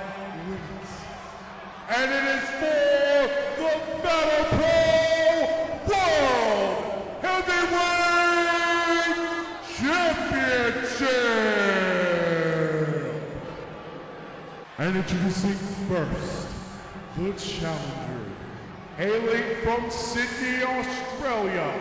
He weighed in this morning at 210 pounds. He is the Shadow Veteran. He is the Australian Nightmare. He is DANGER.CAN.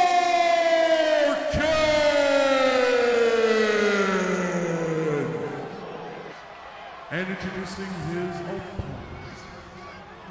from San Antonio, Texas, he weighed in this morning at 225 pounds. And he is the reigning and defending Battle Pro Champion of the world.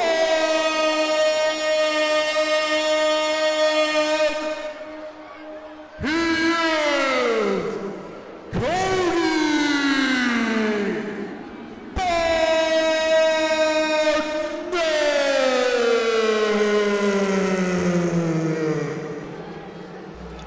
That is what it's for, baby.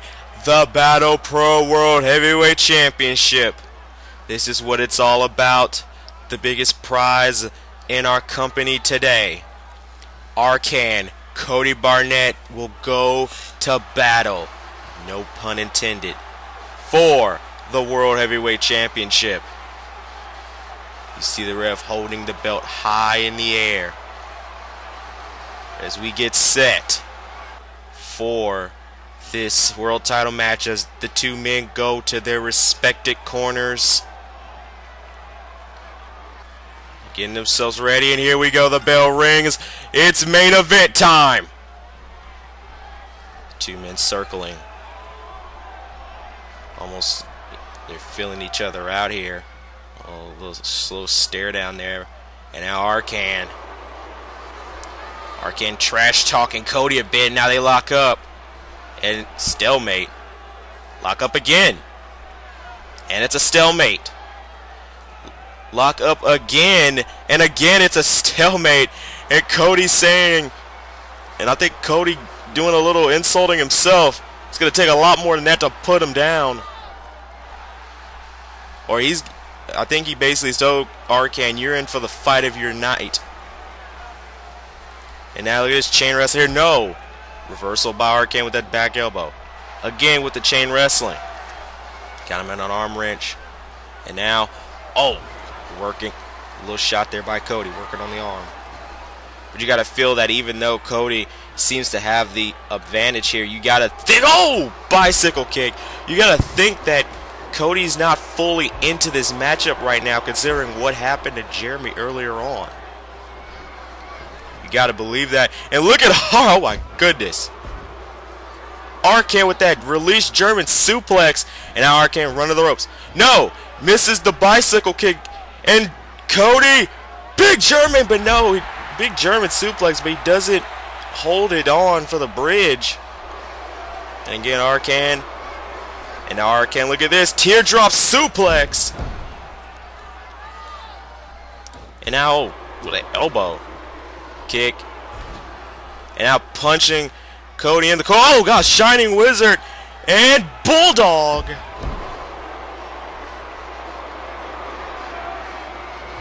Shining Wizard Bulldog combo.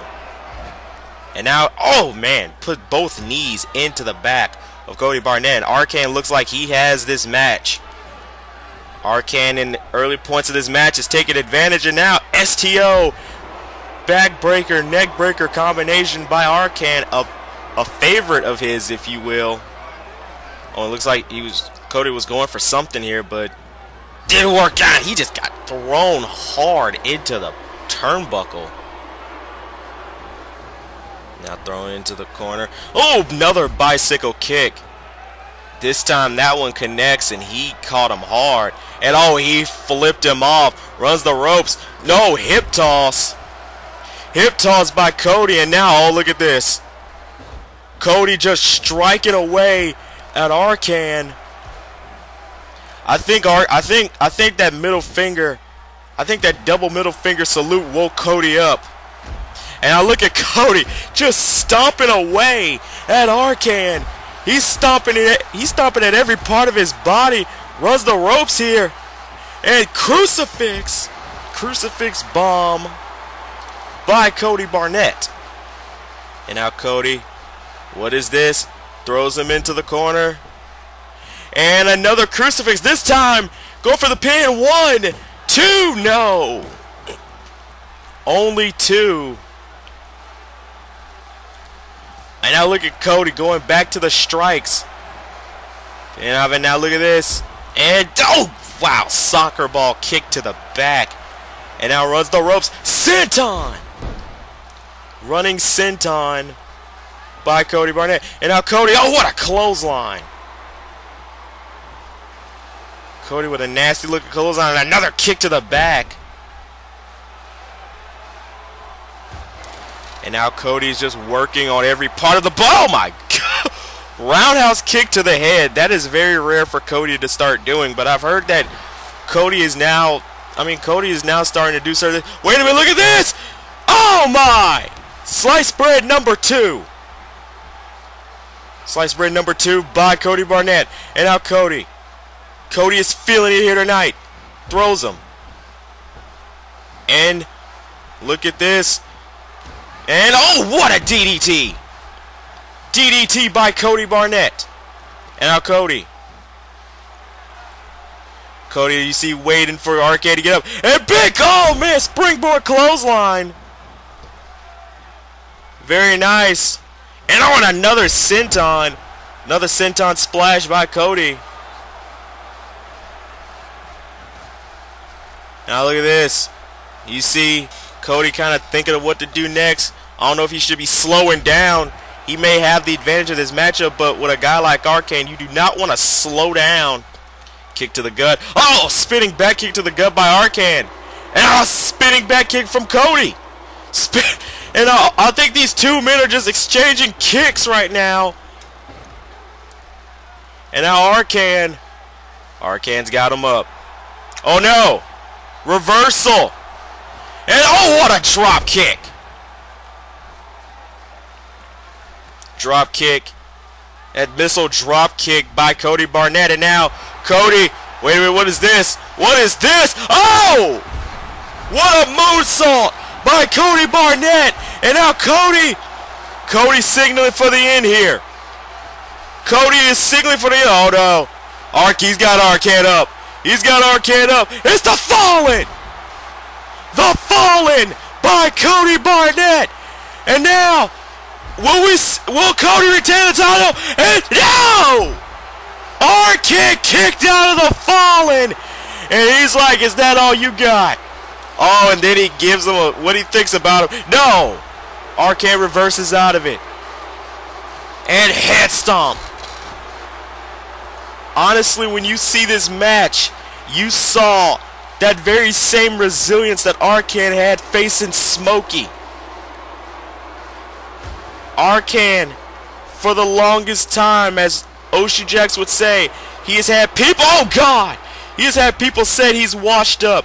He has lost his step. He's had a lot of people say he could never do it. He can never capture the big one. And wait a minute, look at that Dragon Suplex! Bridge! 1, 2, no! Only 2. But I mean, this is a chance for Arcane to prove them all wrong, to win the big one here. And my God, you see Cody's trying to slowly get himself back up, and Arcane is yelling for him to get up. What's he got? Oh my goodness! Oh my goodness! That was a springboard. Wait a minute! Oh, Michinoku driver! And that busted Cody open. I mean, Cody got dropped really hard with that Michinoku driver. I think, yeah, Arcane spiked him. Arcane just spiked Cody with that Michinoku driver. And now, he's got something planned here. Punch it away. Remember, you got to the count of 20 to get back into the ring. And Cody, oh, forearm to the back. And a big drop kick. And now Cody Very smart, going back in, breaking up the count. And now forearm shot. Oh no, but Arcan with the reversal. These two are brawling on the outside. Reversal by Cody. And now Cody throws him into the announce table. And what is he going for? Cody got Arcan. Wait a minute, look at this. What is he going to do? Oh my God! Oh my goodness! Oh my God! Springboard moonsault onto the announce table on the outside. And oh, and look at this. Cody throwing Arcan back in the ring. Is it? Yes. This probably got to be it. 1. That's it. 2. No! No! Arcan kicked out. STL backbreaker, neckbreaker combination. And now Arcan, oh boy. Arcan's saying it's over. It is over. Arcan's gonna end it here. He's got him up. Here it is. EOE! The EOE locked in. Well, the EOE hit 1, 2. No! Cody kicked out of the EOE. And you see Cody saying, trash talking, tell him to bring it, and Arcan's definitely doing that much. And now kick to the shin, and now, oh my God, look at these kicks, and oh jeez, one spinning roundhouse to the head of Cody Barnett. Oh wait a minute, Cody with the reversal, spear! What a spear! 1, 2, no! Again, only 2. The resilience of these men are utterly amazing. Oh God, he just spiked him hard, and now Arcan's busted open. Arcan's busted open, and now he's got him in a triangle, got him in a scissors, and then just dropped the elbow into the head of Arcan, and now, let's go! Try to go for a springboard crossbody splash. Doesn't work, and oh no. Oh no, we've seen Arcan do this plenty of times in a match, and oh jeez! Curb stomp. Curb stomp. Wait a minute! Wait a minute! The Avalon! Avalon! The Avalon! I heard Arcan talk about this, and honestly, when you think about this move, Cody Barnett does the very same move, but he calls it the end of days. You gotta think this is kind of an insult to the man, but you don't know if that's really smart of Arcan to put this on. Just like I said, look at this. Cody breaks out of it. It's not very smart to put a move on like that to a man who has used it so many times to end his matches. He knows that move like the back of his hand. And Cody dropped it with a tiger bomb. And now look at this. Spinning reverse. Oh God. Spinning reverse STO. That very move he calls the shell shock. And now he put it on. End of days. The end of days. The end of days locked in. The end of days locked in. It looks like Arcan's about to fade, but he's trying to fight with all of his might. Arcan's fighting with all of his might. And you see Cody trying to know. Arcan breaks out of it, and he drops him. Quentin Rampage Jackson style slam by Arcan. And now Arcan throws him into the turnbuckle. And what is Arcan playing here? Oh! Throws him in. Oh, Arcan pulse! Arcan pulse! Arcan pulse! As soon as Cody turned around, that's gotta be it. 1, 2, and no! Cody kicked out! And you hear Arcan saying, why won't you stay down? And a big drop kick by Cody Barnett. Arcan yelled at Cody, why won't you stay down? Cody's response, you are not going to win. I mean, such resiliency by both men. And look at this. Oh my! Cody with that high impact moving now. What? Ah! Arcan pulse! Arcan pulse out of nowhere!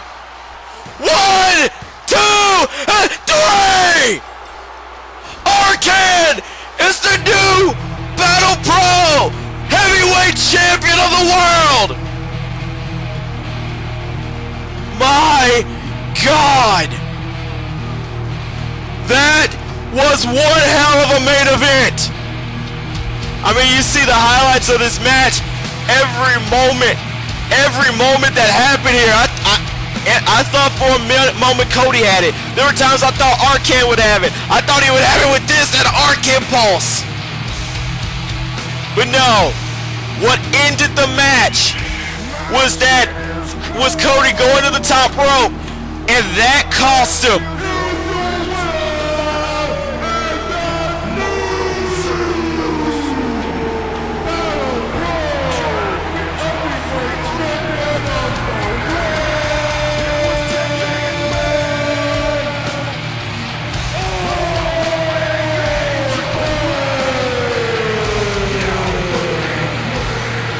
That cost Cody Barnett his world title. The era of Arcan has begun.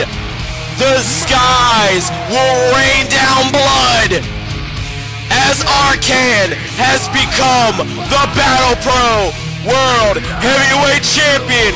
He has realized his destiny, and he has ascended to the mountaintop, and he looks down on everyone that doubted him, everyone that said he couldn't do it. Arcan did it. He is your new Battle Pro World Heavyweight Champion, and by God, something must die. This is such a fitting name because something did die tonight. Cody Barnett's title reign died here tonight. But that is it for me, folks. For Oshu Jackson's in the back, I am Loud and Styles, and I'm telling you all,